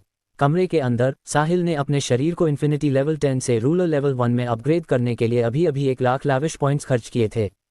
इससे उसकी कॉम्बैट पावर सफलतापूर्वक पार्शियल एटर्नल रेल्म को पार कर गई और एटर्नल रेल्म तक पहुंच गई। एटर्नल रेल्म में 3 स्तर थे, रूलर रैंक, इमॉर्टल रैंक और सॉवरन रैंक। अभी साहिल शुरुआती रूलर रैंक पर था। साहिल के पास सुपर लैविश सिस्टम था, इसलिए वह दूसरों जैसा नहीं था। उसके लिए कोई बाधा नहीं थी। जब तक उसे अपग्रेड करने के लिए पर्याप्त लैविश पॉइंट्स मिलते, वह अपनी ताकत को बिना किसी सीमा के अपग्रेड कर सकता था। साहिल का शरीर रूलर लेवल 1 तक पहुंच गया और उसने अपने शरीर में एक बड़ा बदलाव महसूस किया। पिछले अपग्रेड्स के विपरीत ये वास्तविक उत्थान था। उसे ऐसा लगा जैसे वह अपनी हर सांस के साथ आकाश और पृथ्वी को हिला सकता है। उसके शरीर में असीमित ऊर्जा और जीवन शक्ति भी थी। साथ ही इसने बिना रुके ऊर्जा का उत्पादन किया। उसका सिर भी गहन ज्ञान से भरा हुआ था। जैसे ही साहिल अपने शरीर के हर इंच में छोटे बदलावों को महसूस कर रहा था। ट्रिंग ट्रिंग, उसके कम्युनिकेशन डिवाइस की घंटी बजी, जिससे उसमें बाधा पड़ी। साहिल नाराज था। इस महत्वपूर्ण क्षण में कोई उसे कैसे बाधित कर सकता था। वह इसे देखना नहीं चाहता था, लेकिन अंत में साहिल ने अभी भी अपना कम्युनिकेशन डिवाइस खोला और एक लंबा संदेश देखा। यह अर्थ पर सीलिया की ओर से था। उसने 10 से अधिक ब्लैक हॉर्न शिप्स की एक तस्वीर भी संलग्न की थी। अर्थ खतरे में है। अध्याय 1287। सीलिया द्वारा भेजे गए संदेश को देखकर साहिल दंग रह गया। एलियंस ब्लैक हॉर्न शिप्स के साथ अर्थ की ओर बढ़ रहे हैं। अर्थ खतरे में है। उस क्षण साहिल का शरीर हिंसक ऊर्जा से भर गया जब उसे सब समझ में आ गया। साहिल के लिए अर्थ उसकी कमजोरी थी। जो कोई भी उसे छुएगा वह मर जाएगा, चाहे वह कोई भी हो। अब एलियंस फिर से उस पर आक्रमण करने जा रहे थे। साथ ही ये संभावना नहीं थी कि उन्होंने अनजाने में इसकी खोज की थी। तो क्या इसका मतलब ये था कि वह टफन फैमिली के सभी सदस्यों को मारना भूल गया था? इस समय साहिल के पास इतना सोचने का समय नहीं था। उसके दिमाग में केवल एक ही विचार था। उसे अपने परिवार और दोस्तों की रक्षा के लिए इसी क्षण अर्थ वापस जाना था। इससे कोई फर्क नहीं पड़ता था कि एलियंस अर्थ पर क्यों गए थे। साहिल अर्थ के भाग्य को अन्य लोगों के हाथों में जाने की अनुमति नहीं देगा। हालांकि रॉयल रीजन अर्थ से बहुत दूर था।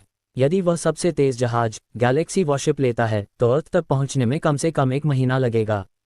मुझे क्या करना चाहिए? साहिल घबरा रहा था। उसे चिंता थी कि जब वह आखिरकार 1 महीने से अधिक समय बाद अर्थ वापस जाएगा तो अर्थ टुकड़ों में होगी और वैसी नहीं होगी जैसा उसने याद किया था। यदि ऐसा हुआ तो क्या हुआ अगर वह इटर्नल रेल्म में पहुंच गया? क्या हुआ अगर वह अपराधी का सफाया कर सका? वह समय को पीछे नहीं मोड़ सकता था। यदि वह अपने परिवार, दोस्तों और घर की रक्षा नहीं कर सका तो क्या हुआ यदि वह इटर्नल रेल्म में था? साहिल महत्वाकांक्षी नहीं था और वह मिल्की वे का सबसे शक्तिशाली व्यक्ति नहीं बनना चाहता था। वह ब्रह्मांड में सबसे मजबूत भी नहीं बनना चाहता था, जिस कारण से उसने इतनी मेहनत की। वह उसकी रक्षा करना था जिसकी उसे जरूरत थी। नहीं, मैं ऐसा नहीं होने दे सकता। इस क्षण वह क्रोधित था। चूंकि उसका अभी अभी एक ब्रेक थ्रू हुआ था और उसके पास इसे महसूस करने का समय नहीं था, उसके गुस्से के कारण साहिल के शरीर से एक इटर्नल रेल्म ऊर्जा फूट पड़ी। उसके शरीर के बाहर एक सुनहरी रोशनी दिखाई दी और रोशनी हवा में चली गई। रोशनी उस आंगन के बाहर निकली जहां साहिल रह रहा था और सीधे प्लैनेट रॉयल के ऊपर शून्य में चली गई। फिर इसने एक चकाचौंध रोशनी पैदा की जिसने रॉयल रीजन को रोशन कर दिया। जैसे ही उसकी इटर्नल रेल्म ऊर्जा पूरे रॉयल रीजन में फैल गई, सभी को ऐसा लगा जैसे वे इस स्वर्गीय बल का विरोध नहीं कर सकते। वे इस भयानक ऊर्जा के नीचे चींटियों की तरह थे और किसी भी सेकंड कुचले जा सकते थे। साहिल की इटर्नल रेल्म ऊर्जा के नीचे हर कोई कांप रहा था, उनके दिल सदमे और डर से भरे हुए थे। प्लैनेट रॉयल के लोग भी अलग नहीं थे। वे साहिल के सबसे करीब थे, इसलिए वे इसे अधिक मजबूती से महसूस करेंगे। जैसे ही उन्होंने आकाश में सुनहरी रोशनी को शूट होते देखा, प्लैनेट रॉयल के लोगों ने महसूस किया कि जिस ग्रह पर वे थे वह धीरे धीरे डूब रहा था। ये प्लैनेट रॉयल था, द्रव्यमान और आकार के मामले में मिल्की वे का सबसे बड़ा रहने योग्य ग्रह। फिर भी यह अचानक प्रकट हुई इस ऊर्जा को सहन नहीं कर सका। निम्बस और विल्फ्रेड गुप्त कमरे में थे और उन्होंने भी तुरंत विशाल और राजसी ऊर्जा महसूस की। यह क्या है? दोनों ने एक दूसरे की ओर देखा और उनकी आंखें सदमे से भरी थीं। आओ चलकर देखते हैं। उसके बाद दोनों गुप्त कमरे से गायब हो गए। अभी वे घबरा रहे थे। उन्हें लगा कि 9 हेडेड सर्पेंट क्लैन ने इटर्नल रेल्म के किसी व्यक्ति को यहाँ भेजा है। यदि नहीं, तो निकलने वाली ऊर्जा इतनी डरावनी नहीं होती। यदि ऐसा हुआ तो मिल्की वे का विनाश निश्चित होगा। भले ही मिल्की वे में हर कोई मिलकर काम करे, लेकिन उनके पास इतने मजबूत दुश्मन के खिलाफ लड़ने का मौका नहीं होता। हालांकि क्या 9 headed serpent clan universe convention को अनदेखा करने और यूनिवर्स एनफोर्सेस के खिलाफ जाने की हिम्मत करेगा? यदि वे ऐसा करने की हिम्मत करते तो वे सेंट्रल सिनर्स के साथ काम क्यों करते? उन्होंने बहुत पहले ही मिल्की वे पर कब्जा कर लिया होता और उसे अपना बना लिया होता। यदि ऐसा नहीं होता तो एक और संभावना भी थी। अध्याय 1288। वह ऊर्जा एक यूनिवर्स एनफोर्सर से आई थी। हालांकि ऐसा होने की संभावना बहुत कम थी। भले ही कोई यूनिवर्स एनफोर्सर मिल्की वे से गुजरा हो, लेकिन वे इसकी परवाह नहीं करेंगे। मिल्की वे एक निम्न स्तरीय सभ्यता थी और यह ब्रह्मांड के बाकी हिस्सों की तुलना में बहुत ही मामूली थी। जब तक ऐसा युद्ध न हो जो पूरे मिल्की वे को नष्ट कर दे, यूनिवर्स एनफोर्सर उन पर ध्यान नहीं देगा। अन्य सभी परिदृश्यों में स्तर 3 की सभ्यता के लिए यूनिवर्स एनफोर्सर का ध्यान आकर्षित करना कठिन होगा। निम्बस और विल्फ्रेड मन में शंका लिए जल्दी से गुप्त कमरे से बाहर निकले। उन्होंने तुरंत रॉयल पैलेस से प्लैनेट रॉयल के ऊपर दूर शून्य तक फैली एक चकाचौंध सुनहरी रोशनी देखी। दोनों पुरुषों ने राजसी ऊर्जा के नीचे उस ग्रह को भी धीरे धीरे डूबते हुए महसूस किया जिस पर वे थे। क्या हो रहा है? उसी समय उन्हें बालो फैमिली के इतिहास में दर्ज एक वाक्य याद आया। जिस दिन प्लैनेट रॉयल डूबता है, उसी दिन एक इटर्नल रेल्म का जन्म होता है। इसका मतलब था कि जब प्लैनेट रॉयल डूबता है, तो इसका मतलब होगा कि प्लैनेट रॉयल पर एक इटर्नल रेल्म पावर हाउस का जन्म हुआ है। कोई इटर्नल रेल्म प्लैनेट रॉयल पर नहीं आया था। इसके विपरीत प्लैनेट रॉयल के किसी व्यक्ति ने इटर्नल रेल्म में प्रवेश किया है। कौन? निम्बस और विल्फ्रेड ने अपने दिलों को हिलते हुए महसूस किया। प्लैनेट रॉयल पर उन दोनों के अलावा साहिल ही एकमात्र पार्शियल इटर्नल रेल्म था। लेकिन साहिल हाल ही में घायल हुआ था और उसकी उम्र फिर से कितनी है? वह शायद 300 साल से अधिक का नहीं है। क्या इस उम्र में उसका इटर्नल रेल्म को पार करना संभव है? दोनों भ्रमित थे। क्या संग्रिल और 9 हेडेड सर्पेंट क्लैन के 5 पार्शियल इटर्नल रेल्म्स से अकेले लड़ने के बाद साहिल को एहसास हुआ और उसने इटर्नल रेल्म में प्रवेश किया? ये बहुत डरावना है। जैसे ही साहिल अपने दिल के अंदर की क्रूर भावनाओं को बाहर निकाल रहा था, इटर्नल रेल्म के बारे में एहसास उसके दिमाग के अंदर पूरा हो गया। उसी समय सिस्टम ने उसे ये भी समझाया कि इटर्नल रेल्म क्या था। मैं समझ गया। अब उसे काफी बेहतर महसूस हो रहा था। जब साहिल इटर्नल रेल्म में पहुंचा तो उसका शरीर और रक्त उत्कृष्ट हो गया था। इटर्नल रेल्म के किसी व्यक्ति के घरेलू ग्रह पर कोई भी स्लेव मार्क नहीं लगा सकता था, यहाँ तक कि इटर्नल रेल्म का कोई दूसरा व्यक्ति भी नहीं। यदि वे इसे जबरदस्ती करते तो उन्हें तीव्र प्रतिक्रिया मिलती। इसके अलावा इटर्नल रेल्म वाला व्यक्ति 2 स्थानों के बीच की दूरी को अनदेखा कर सकता था, शून्य को फाड़ सकता था और दूसरे स्थान में जा सकता था। इटर्नल रेल्म का कोई व्यक्ति, वे बहुत कम समय में आकाशगंगाओं को पार कर सकते थे। बेशक इटर्नल रेल्म तक पहुंचने के और भी बहुत सारे फायदे थे। हालांकि साहिल को केवल इन 2 बिंदुओं की चिंता थी। इसके साथ कोई भी अर्थ पर स्लेव मार्क नहीं लगा सकता था। साथ ही यदि साहिल वापस अर्थ जाना चाहता था तो वह अंतरिक्ष को फाड़ सकता था और तेजी से यात्रा करने के लिए शून्य में चल सकता था। वह ये सब बहुत कम समय में पूरा कर सकता था, इसलिए वह अब इतना घबराया हुआ नहीं था। इस समय साहिल को अर्थ वापस जाने के लिए प्लैनेट रॉयल छोड़ने की कोई जल्दी नहीं थी। उसके दिमाग में आए एहसास के अनुसार मिल्की वे में इटर्नल रेल्म के पहले व्यक्ति के रूप में उसे अभी भी चीजें करनी थीं। उसे आसपास की आकाशगंगाओं को ये बताने की जरूरत थी कि मिल्की वे में इटर्नल रेल्म का कोई व्यक्ति है। साहिल के शरीर की ऊर्जा अधिकतम कर दी गई थी। वह फिर सुनहरी रोशनी का पीछा करते हुए प्लैनेट रॉयल के आसपास के शून्य में आ गया। उसी समय उसके शरीर के बाहर की सुनहरी रोशनी फैलने लगी। लगभग 2 से 3 सेकंड में यह अपने अधिकतम तक फैल गई। फिर प्लैनेट रॉयल के ऊपर एक विशाल सुनहरा साहिल बन गया। इस समय प्लैनेट रॉयल पर हर कोई शून्य में विशाल सुनहरी आकृति को शून्य में निहार रहा था। उनमें इस सुनहरी आकृति की पूजा करने की तीव्र इच्छा थी। स्टार रेल्म से यूनिवर्स रेल्म तक हर कोई एक जैसा था, यहाँ तक कि निम्बस और विल्फ्रेड, दो पार्शियल इटर्नल रेल्म्स, भी वही करना चाहते थे। यह एक भावना थी जो उनकी आत्मा की गहराई से आ रही थी। इटर्नल रेल्म वाले व्यक्ति का जीवन दूसरों जैसा नहीं था। अध्याय 1289, the eternal golden body. Nimbus और विल्फ्रेड ने प्लैनेट रॉयल के ऊपर सुनहरे शरीर को देखा और बुदबुदाए। उन्होंने इसे हासिल करने का सपना देखा था। वे ऐसा तभी कर सकते थे जब वे इटर्नल रेल्म में पहुंच जाएं और अपने शरीर को उत्कृष्ट बना लें। यह इटर्नल रेल्म का प्रतीक भी था। साहिल ने एक ब्रेक थ्रू किया और एक इटर्नल रेल्म पावरहाउस बन गया। उसने वह कैसे किया? निम्बस को हमेशा लगता था कि वही एकमात्र व्यक्ति है जिसके पास इटर्नल रेल्म में प्रवेश करने की क्षमता है। आखिरकार वह मिल्की वे के इतिहास में पार्शियल इटर्नल रेल्म में सबसे कम उम्र का व्यक्ति था। न केवल वह, बल्कि अन्य लोगों ने भी ऐसा ही सोचा था। हालांकि साहिल की उपस्थिति ने इस रिकॉर्ड को तोड़ दिया था। अब वह निम्बस से एक कदम आगे इटर्नल रेल्म में प्रवेश कर चुका था। निम्बस नहीं जानता था कि उसे खुश होना चाहिए या निराश। साहिल इटर्नल रेल्म में था, इसलिए 9 हेडेड सर्पेंट क्लैन के साथ काम करने वाले सिंगल सिनर्स से संबंधित संकट पूरी तरह से गायब हो गया था। उसे खुश होना चाहिए। हालांकि निम्बस खुशी महसूस नहीं कर सका। उसे लगा जैसे साहिल ने वह ले लिया है जो उसका होना चाहिए था। मिया और एस्ट्रेड पूरे समय आंगन के बाहर रहीं। जैसे ही साहिल ने इटर्नल रेल्म ऊर्जा का उत्सर्जन किया और सुनहरी रोशनी में शून्य में उठा, उन्होंने तुरंत इस पर ध्यान दिया। उन्होंने साहिल को सुनहरे विशालकाय रूप में बदलते हुए भी देखा। उसके शरीर की रोशनी ने पूरे प्लैनेट रॉयल और रॉयल रीजन को रोशन कर दिया। मिया का स्तर बहुत कम था, इसलिए वह नहीं जानती थी कि यह क्या है। हालांकि मिल्की वे एम्पायर की राजकुमारी के रूप में एस्ट्रेड ने किताबों से इटर्नल गोल्डन बॉडी के बारे में पढ़ा था। केवल इटर्नल रेल्म के लोग ही इसे प्राप्त कर सकते थे। साहिल एक सुनहरे विशालकाय में कैसे बदल गया? उसने वह कैसे किया? क्या ये कोई कॉम्बैट स्किल है? मिया ने अपना सिर उठाया और घबराकर पूछा। मिया, वह इटर्नल गोल्डन बॉडी है। साहिल अब इटर्नल रेल्म में है। वह मिल्की वे में ऐसा करने वाला पहला व्यक्ति भी है, एस्ट्रेड ने एक तरफ से समझाया। इटर्नल रेल्म, हाँ, इटर्नल रेल्म, एक ऐसा क्षेत्र जहाँ कोई अमर और लगभग अविनाशी हो जाएगा। यह एक ऐसा क्षेत्र भी है जिसकी ओर मेरे पिता सहित सभी पावरहाउसेस देखते हैं। अमर, अविनाशी, क्या साहिल पहले से ही इतना अद्भुत है? वह सिर्फ अद्भुत ही नहीं है। यदि वह उन partial eternal realm single Sinners से दोबारा मिलता है तो वह अपनी कलाई के एक झटके से उन सभी को मार सकता है। इस समय एस्ट्रेड का दिल सदमे से भरा था। जब से वह छोटी थी, उसने हमेशा सुना था कि उसके पिता ही मिल्की वे में इटर्नल रेल्म में कदम रखने की सबसे अधिक क्षमता रखने वाले व्यक्ति थे। बेशक उसे इस पर विश्वास था।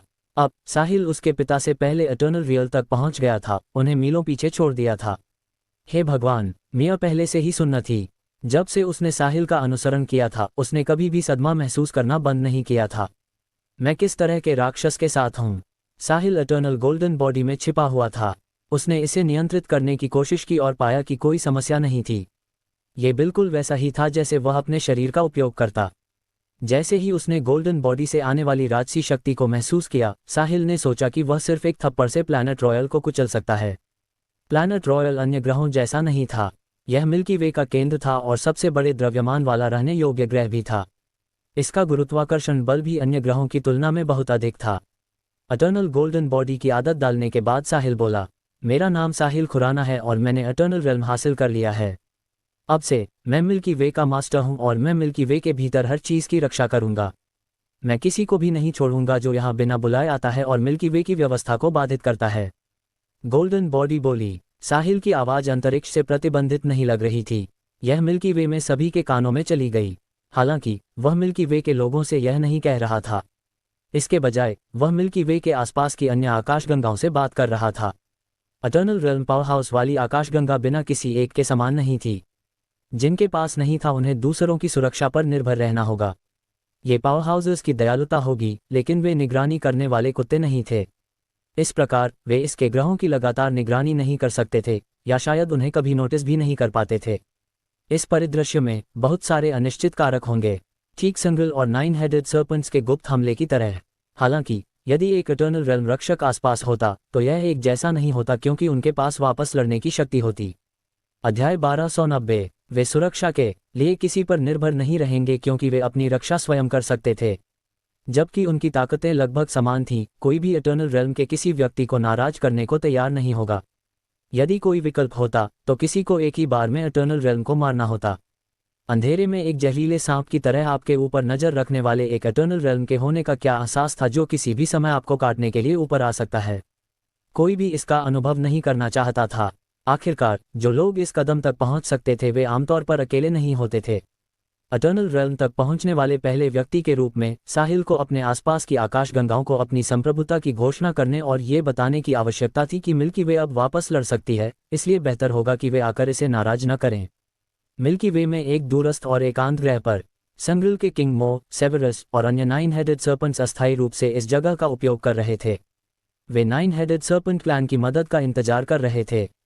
कुछ दिन पहले सेवेरस ने खबर वापस कबीले तक पहुंचा दी थी। जैसे ही मदद मिलती वे फिर से मिल्की वे एम्पायर पर हमला कर देते। उन्हें मिल्की वे पर शासन करने के अधिकार पर जल्दी से कब्जा करना था। वे पहले से ही इस चरण में थे, इसलिए उनके हार मानने का कोई कारण नहीं था। वे तेजी से बढ़ना चाहते थे और अपने कबीले की ताकत बढ़ाना चाहते थे। सबसे प्रभावी तरीका दुनिया के सबसे प्रभावशाली प्राणियों मनुष्यों को अपना भोजन बनाना था। इसके अलावा मिल्की वे अनदेखा करने के लिए बहुत आकर्षक था। 9 headed serpent clan universe and forces का ध्यान आकर्षित करने से डरता था, इसलिए संग्रिल के साथ काम करना उनका सबसे अच्छा विकल्प होगा।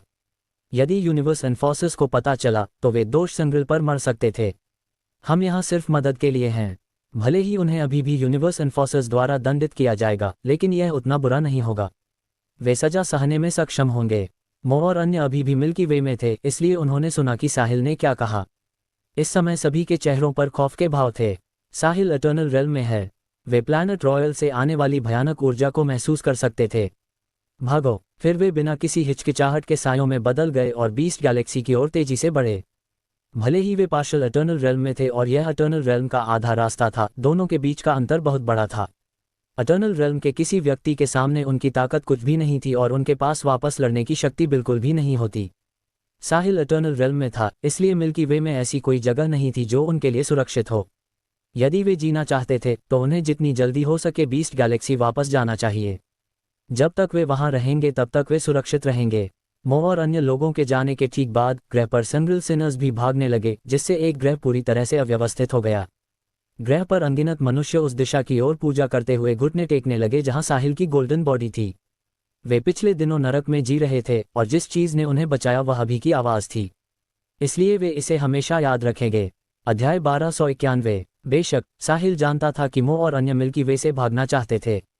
जैसे ही उसने भागते हुए समूह को देखा, साहिल ने कहा, 9 हेडेड सर्पेंट क्लैन, चूंकि तुमने मिल्की वे में अराजकता फैलाने के लिए लोगों को भेजने की हिम्मत की है, इसलिए मैं तुम्हारे द्वारा भेजे गए सभी 4 पार्शियल इटर्नल रेल्म्स को मार डालूंगा। साहिल के ऐसा कहने के बाद साहिल की गोल्डन बॉडी मो और अन्य लोगों के भागने की दिशा का सामना करने के लिए थोड़ा मुड़ गई। फिर उसके दाहिने हाथ ने वॉइड को पकड़ लिया। जब उसने ऐसा किया तो उसके दाहिने हाथ के सामने एक स्पेस क्रैक दिखाई दिया। ठीक उसी तरह साहिल ने स्पेस के क्रैक में हाथ डाला। दूसरी ओर मो और अन्य लोगों के सामने भी एक बड़ा क्रैक दिखाई दिया। इसमें से साहिल का हाथ बाहर निकला। जैसे ही मो और अन्य चारों ने उस विशाल सुनहरे हाथ को देखा जो अचानक उनके सामने स्पेस क्रैक से प्रकट हुआ था, वे भयभीत हो गए। ये क्या है? क्या ये? मो के कुछ कहने से पहले ही एक और कांपती हुई आवाज ने कहा, the eternal golden body. Severus ने अपनी आंखें चौड़ी की और सुस्त होकर बोलना जारी रखा।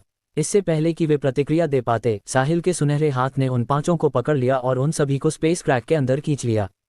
फिर स्पेस क्रैक ऐसे बंद हो गया जैसे कुछ हुआ ही ना हो। प्लैनेट रॉयल के ऊपर साहिल की गोल्डन बॉडी ने स्पेस क्रैक से अपना हाथ वापस खींच लिया। उसके हाथों में मो और 4 partial eternal realm 9 headed serpents थे। वे हिल नहीं सकते थे और उन सभी के चेहरों पर भयानक भाव थे। उन्होंने साहिल के विशाल सुनहरे हाथ से संघर्ष करने और बचने की पूरी कोशिश की। इसके बावजूद चाहे उन्होंने कितना भी संघर्ष क्यों न किया हो, वह सब व्यर्थ था। वे इटर्नल रेल्म में गोल्डन बॉडी से कैसे बच सकते थे? साहिल अपनी गोल्डन बॉडी का उपयोग करके उन्हें कीमे की तरह कुचल सकता था यदि वह उन्हें मारना चाहता। तब तक वे पूरी तरह मर चुके होते। प्लैनेट रॉयल के सभी पावर हाउसर्स ने अपनी आंखें चौड़ी कर लीं और इस दृश्य को देखकर उनके मुंह खुले के खुले रह गए। साथ ही वे अंदर से बेहद हैरान महसूस कर रहे थे। साहिल इटर्नल रेल्म में पहुंचने के बाद बहुत शक्तिशाली हो गया है। वह 5 पार्शियल इटर्नल रेल्म्स के साथ बराबरी पर था और दोनों पक्षों को नुकसान हुआ था। अब वे अरबों मील दूर हैं और साहिल द्वारा उन सभी को पकड़े जाने से पहले उनके पास बचने का मौका भी नहीं है। क्या यह इटर्नल रेल्म की शक्ति है? कितना शक्तिशाली! निम्बस और विल्फ्रेड, जो पार्शियल इटर्नल रेल्म में थे, उनके चेहरों पर कड़वी मुस्कान थी क्योंकि उन्होंने साहिल की ओर देखा, जो अभी भगवान की तरह था। Eternal realm! कितने लोगों ने इस क्षेत्र में पहुंचने का सपना देखा था। आज उन्होंने अपनी आंखों से एक इटर्नल रेल्म के जन्म को देखा। सेवेरस और अन्य साहिल की पकड़ से नहीं बच सके, इसलिए वे केवल मदद के लिए चिल्ला सकते थे। वे अभी मरना नहीं चाहते थे। हेड, कृपया मुझे बचाओ। एल्डर, मुझे बचाओ। अभी वे केवल इटर्नल रेल्म के किसी अन्य व्यक्ति को खोज सकते थे जो उन्हें साहिल से बचा सके, जो स्वयं भी इटर्नल रेल्म में था। संयोग से 9 हेडेड सर्पेंट क्लैन के हेड और एल्डर इटर्नल रेल्म में थे। आज तुम्हें कोई नहीं बचा सकता, साहिल ने कहा, जैसे ही वह मिल्की वे में सबके सामने उन कुछ लोगों को कुचलने वाला था। अध्याय 1292। अचानक उसने एक आवाज सुनी, साहिल, मैं 9 हेडेड सर्पेंट क्लैन का सीनियर एल्डर सर्पेंटाइन हूँ। कृपया मेरी खातिर उन लोगों को जाने दो। वे अज्ञानी हैं और उन्होंने मिल्की वे को नाराज किया। 9 हेडेड सर्पेंट क्लैन तुम्हें मुआवजा देने के लिए तैयार है। साहिल ने आवाज की ओर देखा और एक राक्षस को देखा जो असीम वॉइड के माध्यम से गोल्डन बॉडी का उपयोग कर रहा था। उस राक्षस के 9 सांप जैसे सिर थे। हालांकि जो अलग था वह यह था कि प्रत्येक सिर पर 2 छोटे सींग थे। ये 9 हेडेड सर्पेंट क्लैन का इटर्नल रेल्म पावर हाउस था। सीनियर एल्डर, हमें बचाओ, हम अभी मरना नहीं चाहते, सेवेरस चिल्लाया। भले ही 9 headed serpent clan beast galaxy के शीर्ष 10 में से थे, यदि पार्शियल इटर्नल रेल्म के 4 लोग एक ही समय में मर जाते हैं तो यह एक बड़ा नुकसान होगा, भले ही इससे बहुत अधिक प्रत्यक्ष क्षति न हो। वे पार्शियल इटर्नल रेल्म में थे और वे 9 हेडेड सर्पेंट क्लैन की रीढ़ थे। ये चारों अप्रासंगिक पात्र नहीं थे। इसके अलावा बीस्ट गैलेक्सी में भी उनके दुश्मन थे। साहिल ने सर्पेंटाइन की ओर देखा और उपहास किया, 9 हेडेड सर्पेंट क्लैन सिर्फ कुत्तों का झुंड है। तुम लंबे समय से मिल्की वे में मनुष्यों को भोजन के रूप में पालना चाहते थे। क्या तुम्हें लगता है कि हम तुम्हारा मुआवजा स्वीकार करेंगे? कितनी बेतुकी बात है। साहिल, बलवान हमेशा कमजोर से श्रेष्ठ रहेगा। ये नियम हमेशा से अस्तित्व में रहा है। कमजोरों को प्रताड़ित होने के लिए तैयार रहना होगा। हर कोई इस नियम को जानता है, लेकिन चूंकि अब मिल्की वे में तुम्हारे जैसा एक इटर्नल रेल्म प्रकट हुआ है, इसलिए हम शांति से साथ रह सकते हैं। हालांकि कृपया उससे पहले 9 हेडेड सर्पेंट क्लैन के उन लोगों को जाने दो। यदि नहीं तो सभी को भुगतना पड़ेगा, सर्पेंटाइन ने कहा। ठीक है, मैं तुम्हारे जैसे एक बूढ़े के साथ अपनी सांस बर्बाद नहीं करना चाहता। मैं इन दुष्टों को जाने नहीं दूंगा, इसलिए इसके बारे में सोचो भी मत। यदि मैं ऐसा करता हूं तो मैं मिल्की वे के उन मनुष्यों का सामना कैसे करूंगा जो उनके भोजन के रूप में मर गए? साहिल, कृपया 2 बार सोचो। मैं तुम्हारी मां को 2 बार चोदूंगा। साहिल खुद को गाली देने से नहीं रोक सका। ऐसा कहने के बाद उसने थोड़ा बल लगाया और अपने हाथों में 5 पार्शियल इटर्नल रेल्म्स को कुचल दिया। संग्रिल के किंगमो के अलावा बाकी सभी 9 हेडेड सर्पेंट्स थे। साहिल के अभी गाली देने से खुद को न रोक पाने का कारण ये था कि जब उसने उन 5 को पकड़ा तो उसने अनजाने में उस ग्रह की दुखद स्थिति देख ली थी जिस पर 9 हेडेड सर्पेंट क्लैन ने कब्जा कर लिया था। वह पूर्ण नरक था। इंसान भोजन बन गए थे और इन जानवरों को खिलाने के लिए कतार में खड़े थे। उन्होंने केवल कुछ दिनों के लिए ग्रह पर कब्जा किया था और यह इतनी दुखद स्थिति में बदल गया था। यदि संग्रिल ने सफलतापूर्वक अंपायर पर कब्जा कर लिया होता तो क्या अंपायर शांतिपूर्ण होता? अनगिनत ग्रह ऐसे ही बन जाते। साहिल, तुम ऐसा करके 9 हेडेड सर्पेंट क्लैन को उकसा रहे हो। क्या तुम्हें लगता है कि तुम सिर्फ इसलिए अजेय हो क्योंकि तुम इटर्नल रेल्म में हो? क्या तुम्हें लगता है कि तुम अमर हो? बस इंतजार करो, मेरा कबीला तुम्हें नहीं छोड़ेगा, सर्पेंटाइन गुस्से में दहाड़ा। जाहिर है, साहिल ने उसका अपमान करके और 4 partial eternal realm 9 headed serpents को कुचलकर उसे क्रोधित कर दिया था। चूंकि मैंने ऐसा करने की हिम्मत की है, इसका मतलब है कि मैं तुम कुत्तों से डरा नहीं हूं। मुझे दिखाओ कि तुम्हारे पास क्या है और मैं उस सब को रोक दूंगा। साहिल ने निडर होकर पलटवार किया। अच्छा, बहुत अच्छा, शानदार। साहिल, मेरा कबीला तुम्हें याद रखेगा। तुम्हें बहुत जल्द इसका पछतावा होगा। सर्पेंटाइन ने यह कहने के बाद अपनी गोल्डन बॉडी को वापस खींचने वाला था। सेवेरस और बाकी लोग मर चुके थे, इसलिए बात जारी रखना बेकार था। इस बार 9 हेडेड सर्पेंट क्लैन ने खुद को पूरी तरह शर्मिंदा किया था। साहिल इटर्नल रेल्म में पहुंच चुका था, इसलिए भले ही सर्पेंटाइन आकर साहिल से लड़ता, वह उसे मार नहीं सकता था। वह तब तक कार्य नहीं करेगा जब तक कि सर्पेंटाइन को एक ही झटके में साहिल को मारने का विश्वास न हो। यदि नहीं तो उसके क्षेत्र का कोई भी व्यक्ति स्वेच्छा से इटर्नल रेल्म की किसी अन्य हस्ती के साथ कट्टर दुश्मन नहीं बनना चाहेगा। कीमत बहुत बड़ी होगी। जहां तक सर्पेंटाइन ने साहिल को इसका पछतावा कराने के बारे में जो कहा, वह केवल अपनी प्रतिष्ठा बचाने की कोशिश कर रहा था। बेशक यदि उसे साहिल को मारने का मौका मिला तो नाइन हेडेड सर्पेंट क्लैन ऐसा करने में संकोच नहीं करेगा। अध्याय 1293। सर्पेंटाइन अपनी गोल्डन बॉडी को पीछे खींचने के बाद जाना चाहता था। हालांकि साहिल इसकी अनुमति नहीं देगा। उसने अभी अभी एटर्नल रेल्म में कदम रखा था और अभी तक अपनी ताकत नहीं दिखाई थी। चूंकि सर्पेंटाइन ने खुद को साहिल के सामने पेश किया था, इसलिए उसे चाहे कुछ भी हो जाए एक कोशिश करनी ही थी। इसके अलावा साहिल देखना चाहता था कि उसके और अन्य एटर्नल रेल्म हस्तियों के बीच क्या अंतर था। यदि उसने यह मौका गंवा दिया तो उसके लिए उसी स्तर का दूसरा प्रतिद्वंद्वी ढूंढना मुश्किल होगा। साहिल ने अपना हाथ हिलाया और रॉयल पैलेस के आंगन में रखी ईवल स्प्लिटिंग स्वॉर्ड उसके हाथ में उड़कर आ गई। जैसे ही साहिल ने ईवल स्प्लिटिंग स्वॉर्ड को पकड़ा, उसकी गोल्डन बॉडी के हाथ में भी एक विशाल लंबी लाल तलवार दिखाई दी।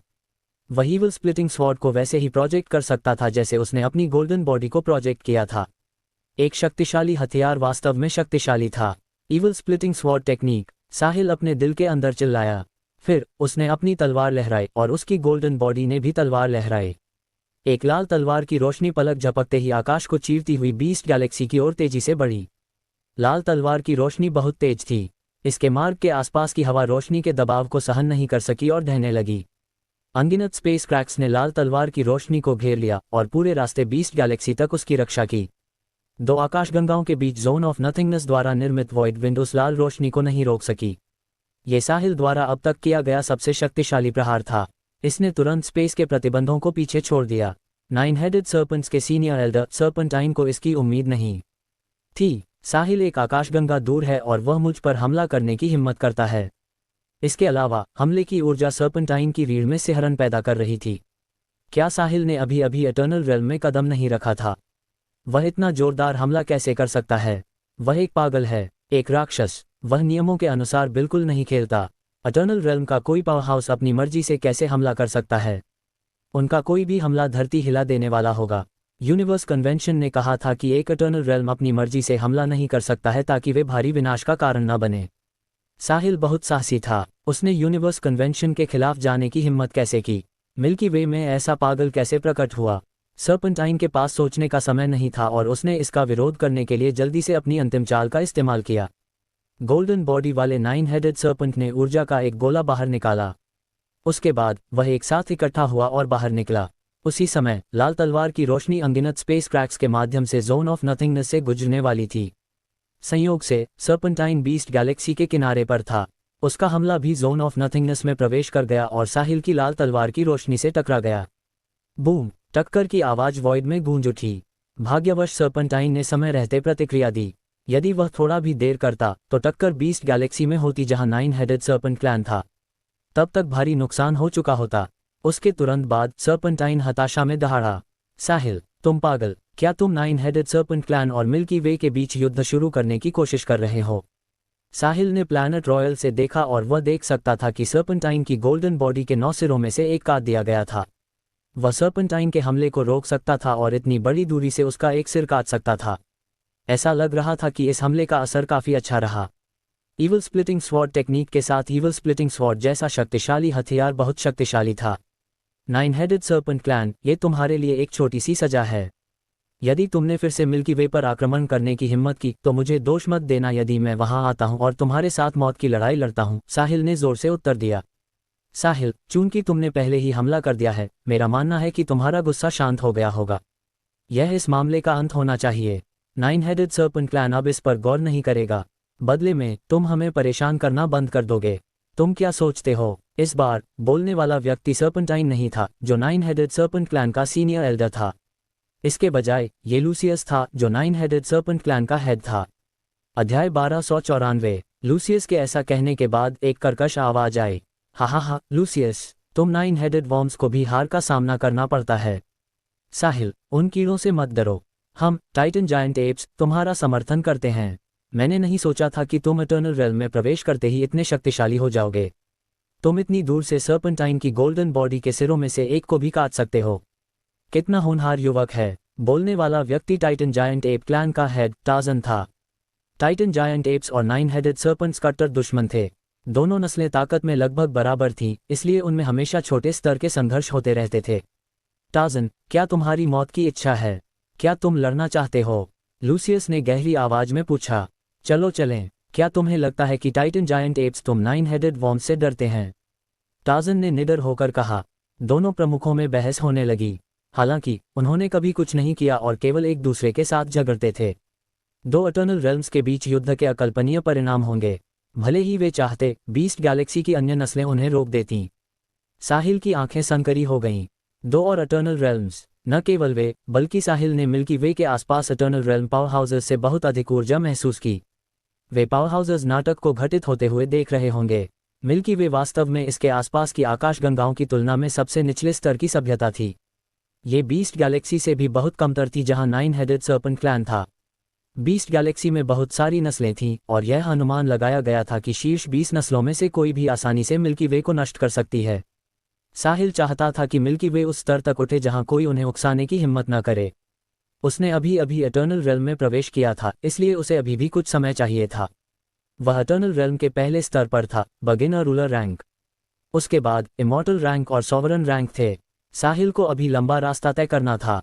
उसने अपनी ताकत दिखाई थी, इसलिए साहिल 9 हेडेड सर्पेंट क्लैन और टाइटन जायंट एप क्लैन पर कोई समय बर्बाद नहीं करेगा। इसलिए उसने अपनी गोल्डन बॉडी को पुनः प्राप्त कर लिया। अपनी गोल्डन बॉडी को पुनः प्राप्त करने के बाद इटर्नल रेल्म ऊर्जा तुरंत गायब हो गई। साहिल अपनी तलवार के साथ अकेला प्लैनेट रॉयल की हवा में मंडरा रहा था। उसी समय प्लैनेट रॉयल के अनगिनत मनुष्य भावुक होकर साहिल की ओर देख रहे थे। मिल्की वे एम्पायर के बालो फैमिली से निम्बस बालो आपका अभिवादन करता है, मास्टर साहिल। इटर्नल रेल्म में प्रवेश करने और मिल्की वे के स्वामी बनने पर बधाई। निम्बस घुटनों के बल बैठ गया और सम्मानपूर्वक चिल्लाया। मिल्की वे एम्पायर के बालो फैमिली से विल्फ्रेड बालो आपका अभिवादन करता है, मास्टर साहिल। इटर्नल रेल्म में प्रवेश करने और मिल्की वे के स्वामी बनने पर बधाई। विल्फ्रेड भी चिल्लाया। साहिल से पहले मिल्की वे में निम्बस और विल्फ्रेड का पद और ताकत सबसे अधिक थी। हालांकि साहिल ने इटर्नल रेल्म में प्रवेश किया और मिल्की वे का स्वामी बन गया। उसने हर पहलू में उन दोनों को बहुत पीछे छोड़ दिया था। ब्रह्मांड में जीवित रहने का नियम कहता है कि बलवानों का सम्मान किया जाएगा।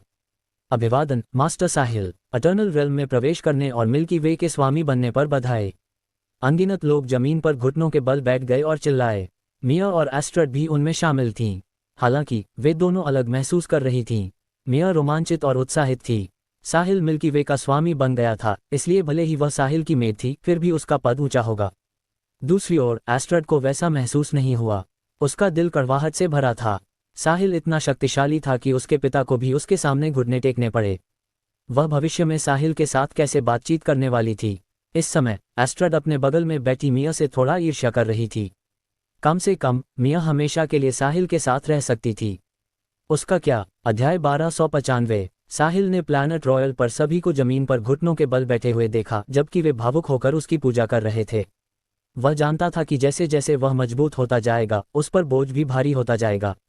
मुझे लगता है कि वे यही कहते हैं जब वे कहते हैं कि जितनी बड़ी शक्ति उतनी बड़ी जिम्मेदारी। तब वह केवल अपने परिवार और दोस्तों की रक्षा करना चाहता था ताकि वे बेहतर जीवन जी सकें। हालांकि धीरे धीरे जैसे जैसे वह मजबूत होता गया, उसने सोमरलैंड की रक्षा करना शुरू कर दिया। फिर जब तबाही आई और पवन ने अर्थ पर आक्रमण किया, तो उसने अर्थ की रक्षा करना शुरू कर दिया। अब उसने पूरी मिल्की वे की रक्षा की, क्योंकि उनका सामना 9 हेडेड सर्पेंट क्लैन से था, जो मिल्की वे में मनुष्यों को भोजन के रूप में पालना चाहते थे। जैसे जैसे उसकी शक्ति बढ़ती गई, वह कदम दर कदम यहाँ पहुंचा। साहिल महत्वाकांक्षी नहीं था। वह मिल्की वे में सबसे मजबूत नहीं बनना चाहता था और न ही मिल्की वे का स्वामी। हालांकि वह बहुत शक्तिशाली था और उसे स्वतंत्र रूप से कार्य करने की स्वतंत्रता नहीं थी। उसके पास कोई विकल्प नहीं था। चूंकि उसके पास शक्ति थी, इसलिए वह मिल्की वे में हर किसी को 9 हेडेड सर्पेंट्स जैसी विदेशी नस्लों के लिए भोजन बनते नहीं देख सकता था। अभी उसने अपनी गोल्डन बॉडी का उपयोग करके उस ग्रह को देखा जिस पर संग्रिल सिनर्स ने कब्जा कर लिया था। साहिल को अभी भी इसकी दुखद स्थिति याद थी। वे लोग जहां भी जाते थे, जमीन पर हर जगह लाशें बिछी होती थीं, जिससे वह साक्षात नरक जैसा दिखता था। यदि उसके पास शक्ति नहीं होती तो ठीक होता, लेकिन चूंकि उसके पास थी, साहिल हाथ पर हाथ रखकर नहीं बैठ सकता था। वह विदेशी नस्लों को बाहर निकालना चाहता था और उन्हें दूर रखना चाहता था। वह उन्हें मानव जाति में अराजकता लाने के लिए मिल्की वे में नहीं आने दे सकता था। साहिल के लिए संग्रिल सिनर्स विदेशी नस्लें थीं, क्योंकि उन्होंने अपनी पहचान इंसानों के रूप में छोड़ दी थी और अधिक शक्ति प्राप्त करने के लिए 9 हेडेड सर्पेंट जीन्स के साथ घुल मिल गए थे।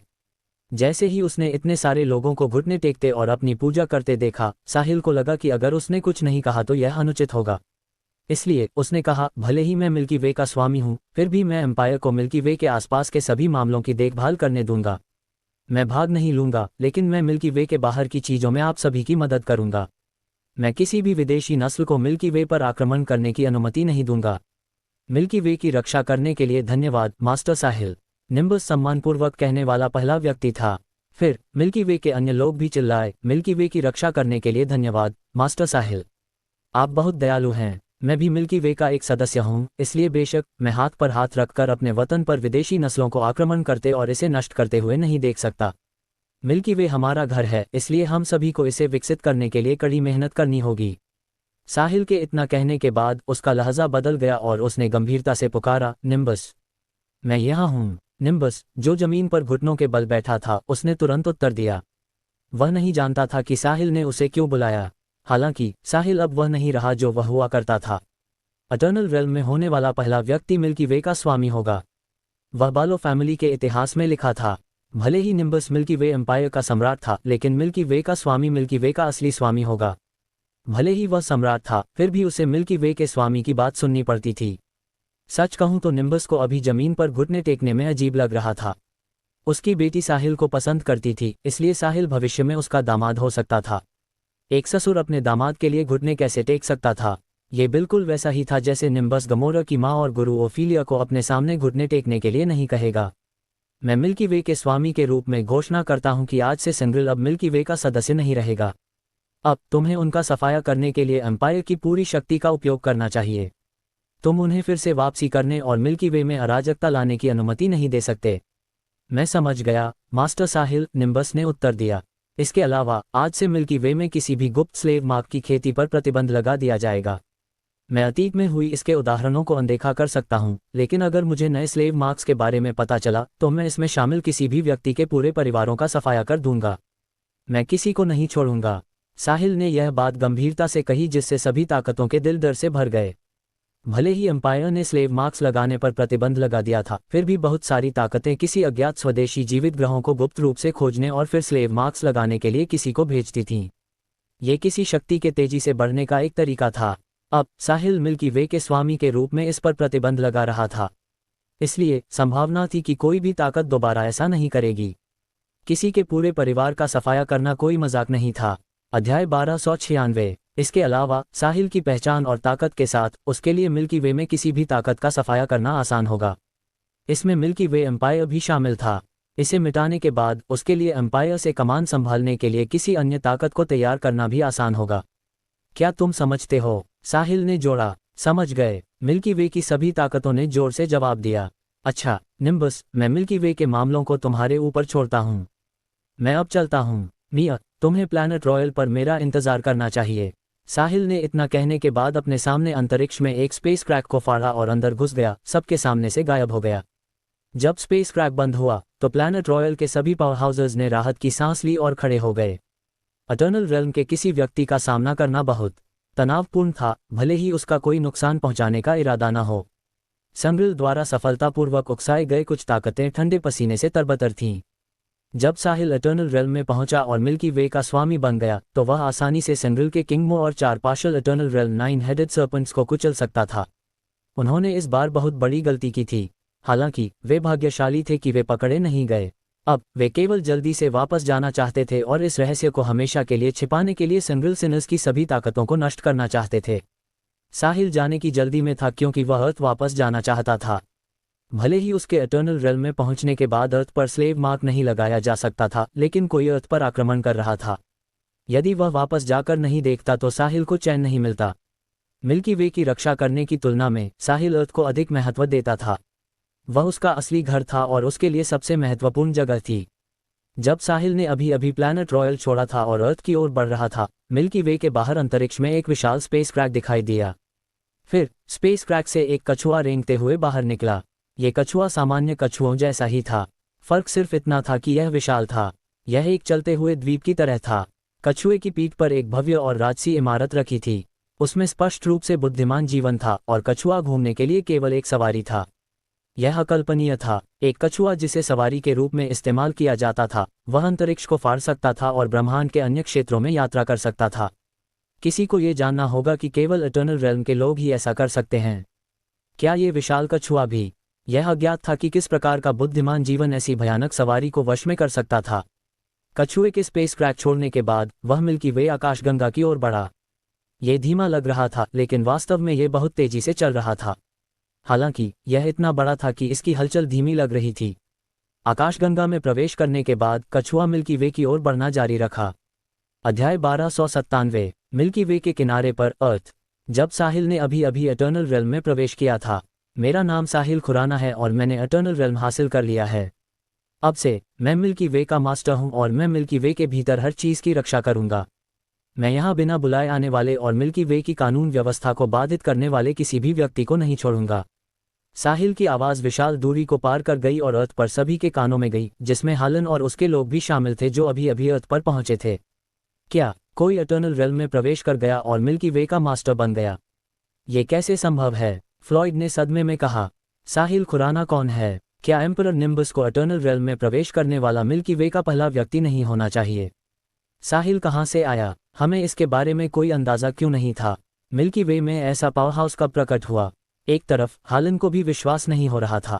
हालांकि केवल एक वास्तविक इटर्नल रेल्म पावर हाउस ही अपनी आवाज को इतनी विशाल दूरी तक पहुंचा सकता था। एम्परर निम्बस ऐसा भी नहीं कर सका। इटर्नल रेल्म बहुत शक्तिशाली था। हालन और उसके लोगों ने अर्थ पहुंचने से पहले ब्लैक हॉर्न शिप में 3 महीने बिताए। हालांकि साहिल की आवाज एक पल में इतनी दूर तक जा सकती थी। इस समय ईर्ष्या और लालसा के अलावा हालन ने तात्कालिकता की भावना भी महसूस की। उसे अर्थ पर अपना स्लेव मार्क लगाना था और एक ऐसा पावर हाउस बनने के लिए अर्थलिंग की प्रतिभा को सोखना था जिसे हर कोई सम्मान से देखे। उसका लक्ष्य सेलेस्टियल रैंक या इन्फिनिटी रैंक नहीं था। वह साहिल की तरह इटर्नल रेल्म में रहना चाहता था। उसके शब्द पूरी मिल्की वे में यात्रा करने में सक्षम होंगे। कोई मिल्की वे के शीर्ष पर होने की भावना में सबसे अधिक खो जाएगा। उनसे गति बढ़ाने के लिए कहो। हमें अर्थ पहुंचकर स्लेव मार्क लगाना होगा। बाकी सब कुछ अनदेखा करो, हालन ने जोर से आदेश दिया। जी मास्टर। 10 से अधिक ब्लैक हॉर्न शिप्स पूरी गति से जमीन की ओर बढ़े। अर्थलिंग्स ने भी वह सुना जो साहिल ने कहा था। भले ही साहिल लगभग 1 साल से अर्थ छोड़ चुका था, लेकिन उसने हर किसी पर काफी गहरी छाप छोड़ी थी। इसके अलावा युद्ध में उसके फुटेज अभी भी इंटरनेट पर प्रसारित हो रहे थे। क्या आपने वह सुना? यह मिस्टर साहिल की आवाज है। क्या वह मिल्की वे का मास्टर बन गया? मैंने सुना। यह मिस्टर साहिल की आवाज है। वह बहुत अद्भुत है। वह इतने कम समय के लिए गया और वह मिल्की वे का मास्टर बन गया। मिस्टर साहिल मेरे आदर्श हैं। वे हमेशा मेरे आदर्श रहेंगे। मुझे कड़ी मेहनत जारी रखनी चाहिए ताकि मैं भविष्य में अर्थ छोड़ सकूं और बाहरी अंतरिक्ष में खोज कर सकूं। मैं चाहता हूं कि वे एलियंस देखें कि अर्थलिंग्स कितने मजबूत हैं। भले ही तुम जीवन भर अभ्यास करो, तुम मिस्टर साहिल के एक दिन के अभ्यास की बराबरी नहीं कर पाओगे। मैंने यह नहीं कहा कि मैं उसकी बराबरी करना चाहता हूं। साथ ही मिस्टर साहिल मेरे आदर्श हैं। मैं बस उनके नक्शे कदम पर चलना चाहता हूं और अर्थ छोड़ना चाहता हूं। ये ठीक है अगर मैं अर्थलिंग्स को गौरवान्वित करने के लिए बाहर जा सकूं। साहिल की आवाज़ अनगिनत अर्थलिंग्स के लिए एड्रेनालाइन बूस्ट की तरह लग रही थी। भले ही वे नहीं जानते थे कि इटर्नल का क्या अर्थ है, लेकिन मास्टर ऑफ द मिल्की वे की आवाज़ उन्हें पहले से ही बहुत शक्तिशाली लग रही थी। पूरी मिल्की वे साहिल को अपने स्वामी के रूप में देखेगी। कितना अद्भुत! साहिल के पुराने घर के आंगन के अंदर सुंदर महिलाओं का एक समूह इकट्ठा हुआ। सीलिया द्वारा साहिल को संदेश भेजने के बाद सभी ने साहिल के जवाब का इंतजार किया।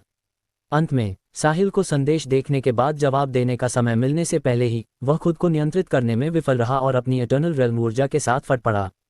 उसके बाद उसके पास जवाब देने का समय नहीं बचा। सीलिया और बाकी लोगों को कोई जवाब नहीं मिला, लेकिन उन्होंने साहिल का एक अत्यंत प्रभावशाली बयान सुना। क्या तुमने वह सुना या मुझे सुनने में भ्रम हो रहा है? सीलिया ने दूसरों की ओर देखते हुए पूछा। मम सेलिना और अन्य लोगों ने यह पुष्टि करने के लिए सिर हिलाया कि उन्होंने भी इसे सुना था। वह साहिल जैसा लग रहा है ना?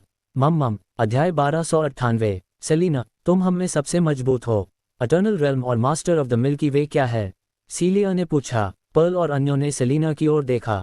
भले ही मैं अर्थ पर बहुत मजबूत हूँ, लेकिन बाहरी अंतरिक्ष में मैं कुछ भी नहीं हूँ। इसलिए मैं वास्तव में नहीं जानती कि इटर्नल रेल्म क्या है। जहाँ तक मास्टर ऑफ द मिल्की वे की बात है, तुम इसका शाब्दिक अर्थ ले सकती हो। यह मिल्की वे के स्वामी का शीर्षक होना चाहिए, सेलिना ने अनिश्चित महसूस करते हुए कहा। मिल्की वे का स्वामी? सीलिया, पर्ल, सैंडी, जूलिया और अमीलिया ने अपनी आंखें चौड़ी कर लीं और सेलिना को अविश्वास से देखा। मिल्की वे कितनी बड़ी थी। उनके लिए यह असीम थी। साहिल को छोड़े हुए कितना समय हुआ है और वह अब मिल्की वे का मास्टर है। कितना अविश्वसनीय। सेलिना, क्या तुम सच कह रही हो? क्या साहिल सचमुच मिल्की वे का स्वामी है? उसे अर्थ छोड़े हुए अभी कुछ ही समय हुआ है। वे एलियंस बहुत कमज़ोर हैं। मुझे भी यकीन नहीं है। हालांकि साहिल ने जो कहा उससे मुझे लगता है कि ऐसा ही होना चाहिए। क्या तुमने उसे यह कहते हुए नहीं सुना कि वह अब से मिल्की वे में हर चीज़ की रक्षा करेगा? बाकी लोगों ने याद किया कि साहिल ने क्या कहा था। उसने ऐसा ही कहा था। वाह, साहिल बहुत अद्भुत है। वह अर्थ पर सबसे मजबूत है और अर्थ छोड़ने के 1 साल से भी कम समय में वह मिल्की वे में सबसे मजबूत बन गया। मैं उसका बहुत सम्मान करती हूँ, सैंडी खुशी से चिल्लाते हुए चारों ओर उछलने लगी। बाकी महिलाओं के चेहरे पर भी खुशी की मुस्कान आ गई। बेशक वे चाहती थीं कि साहिल जितना संभव हो उतना मजबूत हो। साहिल जितना मजबूत होता, वे साहिल के साथ चलने में उतना ही गर्व महसूस करतीं। इस समय सेलिना का दिल सवालों से भरा था। वह अर्थ पर साहिल की आखिरी लड़ाई में भी भागीदार थी। तब साहिल अपने विरोधियों के खिलाफ बराबरी पर था। भले ही वह अंततः जीत गया, फिर भी उसे चोट लगी थी। वह टफन फैमिली जहां का वह आदमी था, वह मिल्की वे के 8 प्रमुख परिवारों में से एक था और यह आखिरी था जो सूची से बाहर होने वाला था। टफन फैमिली से भी मजबूत ताकतें थीं। साहिल को छोड़े हुए 1 साल से भी कम समय हुआ था, तो वह मिल्की वे की सभी ताकतों को कुचलकर मिल्की वे का मास्टर कैसे बन गया? वह इन सवालों के जवाब देने के लिए केवल साहिल के वापस आने का इंतजार कर सकती थी। भले ही साहिल ने अर्थ पर इंटरनेट को मिल्की वे के इंटरनेट से जोड़ दिया था, लेकिन अर्थलिंग्स को मिल्की वे की स्थिति के बारे में बहुत अधिक जानने और ऊंचे सपने बुनने से रोकने के लिए उसने पहुंच की सीमा को नियंत्रित करने का निर्णय लिया। अर्थलिंग्स इंटरनेट के माध्यम से केवल मिल्की वे के बारे में कुछ सही जानकारी ही प्राप्त कर सकते थे।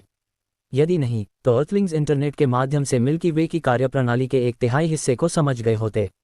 साहिल ने जो कहा उस पर कोई संदेह नहीं करेगा। मेसन साहिल को जानता था और उसने साहिल की आवाज़ पहचान ली थी।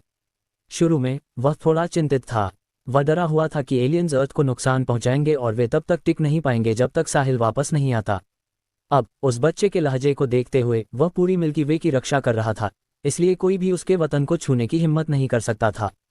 भले ही मेसन को नहीं पता था कि साहिल ने इतने कम समय में इसे कैसे हासिल किया, वह केवल ये जानकर संतुष्ट था कि साहिल मजबूत था।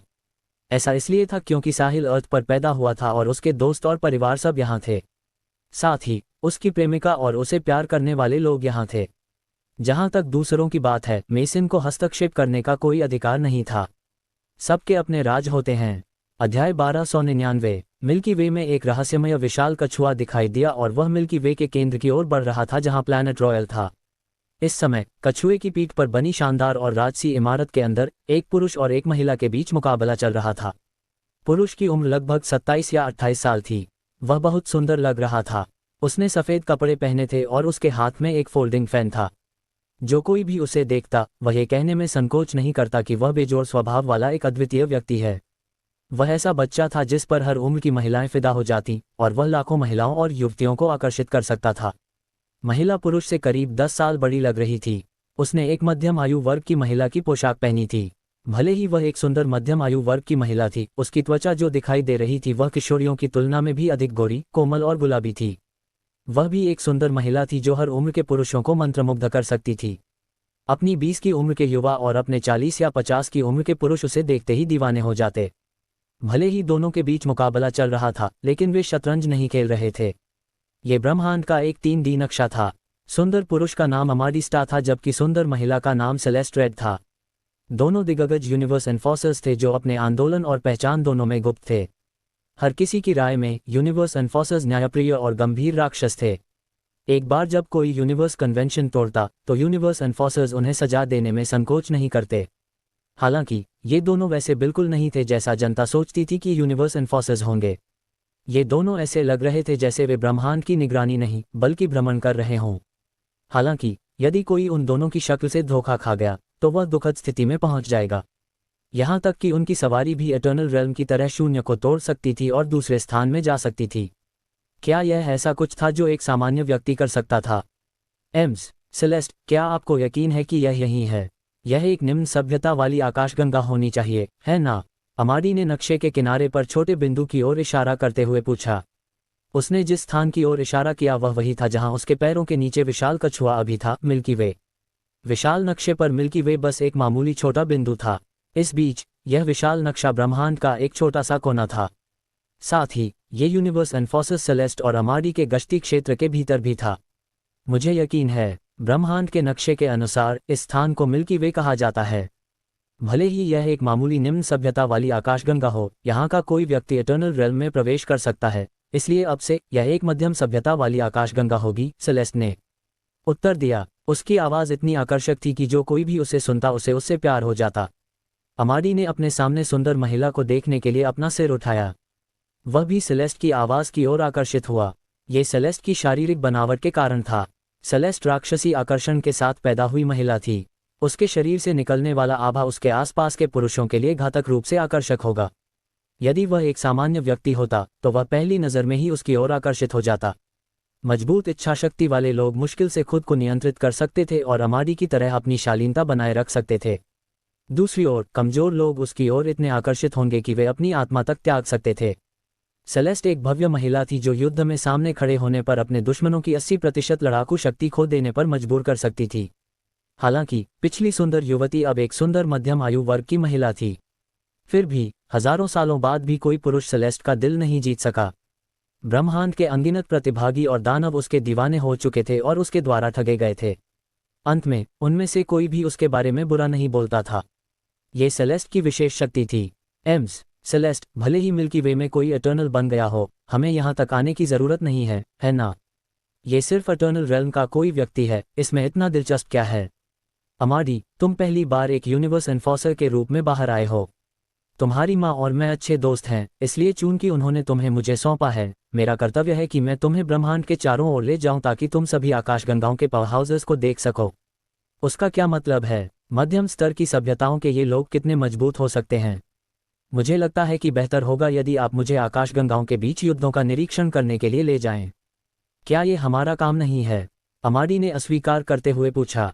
अध्याय 1300। अमाडी के लिए एक मध्यम स्तर की सभ्यता उसके ध्यान के योग्य नहीं थी। भले ही कोई इटर्नल रेल्म में हो, फिर भी वे रूलर रैंक पर होंगे, जो उस क्षेत्र का सबसे निचला रैंक था। यह इमॉर्टल रैंक भी नहीं था, सॉवरन रैंक तो दूर की बात है, जो इटर्नल रेल्म के शिखर पर था। अमाडी, तुम ऐसा नहीं सोच सकते। भले ही तुम्हें एक बहुत ही उच्च शुरुआती बिंदु मिला हो जहां अधिकांश लोग अपने जीवन काल में नहीं पहुंच सकते, तुम खुद पर गर्व नहीं कर सकते। हमें विनम्र होना होगा ताकि हम आगे बढ़ सकें। ठीक है एम्स सेलेस्ट, आप वरिष्ठ हैं, इसलिए आप जो कुछ भी कहती हैं वही सही है, अमाडी ने लाचारी से कहा। उसकी माँ ने उससे कहा था कि वह इस बार बाहर जाते समय सेलेस्ट की बात सुने। वह मनमानी नहीं कर सकता था और वह अपने दम पर निर्णय नहीं ले सकता था। यदि नहीं, तो उसे भविष्य में बाहर आने का मौका नहीं मिलेगा। इसलिए अमाडी केवल सेलेस्ट की व्यवस्था ही सुन सकता था। सेलेस्ट उसे जहां भी ले जाना चाहती वह वहां चला जाता। ओह तुम, सेलेस्ट मुस्कुराए और बोलना जारी नहीं रखा। बेशक वह एक इटर्नल रेल्म वाली मध्यम स्तर की सभ्यता में जाने के लिए समय बर्बाद नहीं करेगी, क्योंकि यह इसके लायक नहीं होगा। यदि मध्यम स्तर की सभ्यता में कोई नया इटर्नल रेल्म उभरा होता तो शायद इस नवागंतुक को यह अपने गुरु से मिला होता। भले ही ये लोग प्रतिभाशाली हों, वे उसके समय के लायक नहीं थे। हालांकि यह अज्ञात था कि निम्न स्तरीय सभ्यता में एक इटर्नल रेल्म का प्रकट हुआ। यदि कोई प्रकट होता है तो ये पूरी सभ्यता में पहला इटर्नल रेल्म होगा। कोई व्यक्ति जो बिना किसी गुरु या इटर्नल रेल्म के अन्य प्राणियों के इटर्नल रेल्म बन गया, वह केवल इस लक्ष्य को प्राप्त करने के लिए टटोल सकता था। ऐसा व्यक्ति निश्चित रूप से असाधारण प्रतिभा का धनी था, इसलिए वे सेलेस्ट के समय के लायक थे। यूनिवर्स एन्फोर्सर के गश्ती क्षेत्र के भीतर ऐसा होना बहुत मुश्किल था। एक बार जब ऐसा होता तो वे जल्द से जल्द जाकर देखते। यदि उन्हें कोई क्षमता वाला व्यक्ति मिल जाता तो वे उस क्षमता वाले व्यक्ति को अपने साथ शामिल कर लेते। यूनिवर्स एन्फोर्सर्स केवल एक बल से नहीं आते थे, इसके बजाय वे कई बड़ी ताकतों से आए थे। इसके अलावा वे बारी बारी से ड्यूटी पर जाते थे। हर कुछ समय में उनका एक नया जत्था आता था। जब वे उस क्षेत्र की निगरानी करते थे जिसके वे प्रभारी थे, तो उन्हें अपनी ताकत में शामिल होने के लिए असाधारण प्रतिभा वाले किसी व्यक्ति को खोजने की भी आवश्यकता होती थी। इसे काम के फायदों में से एक माना जाता था। हालांकि उन्हें आम लोगों में कोई दिलचस्पी नहीं होगी। एम्स सेलेस्ट, अगर और कुछ नहीं है तो मैं अब चलूंगा। जब हम पहुंच जाएं तो कृपया मुझे बुला लीजिएगा। अमाडी विदा लेने ही वाला था। एक सामान्य पुरुष के रूप में वह सेलेस्ट के साथ बहुत लंबे समय तक रहने के बाद खुद को रोक नहीं सका। ठीक है, सेलेस्ट ने जवाब दिया। अमाडी उठा और चला गया। कछुए की पीठ पर बनी इमारत विशाल थी और अमाडी वापस वहीं चला गया जहां वह रुका था। तुरंत 4 खूबसूरत नौकरानियां उसके पास आईं।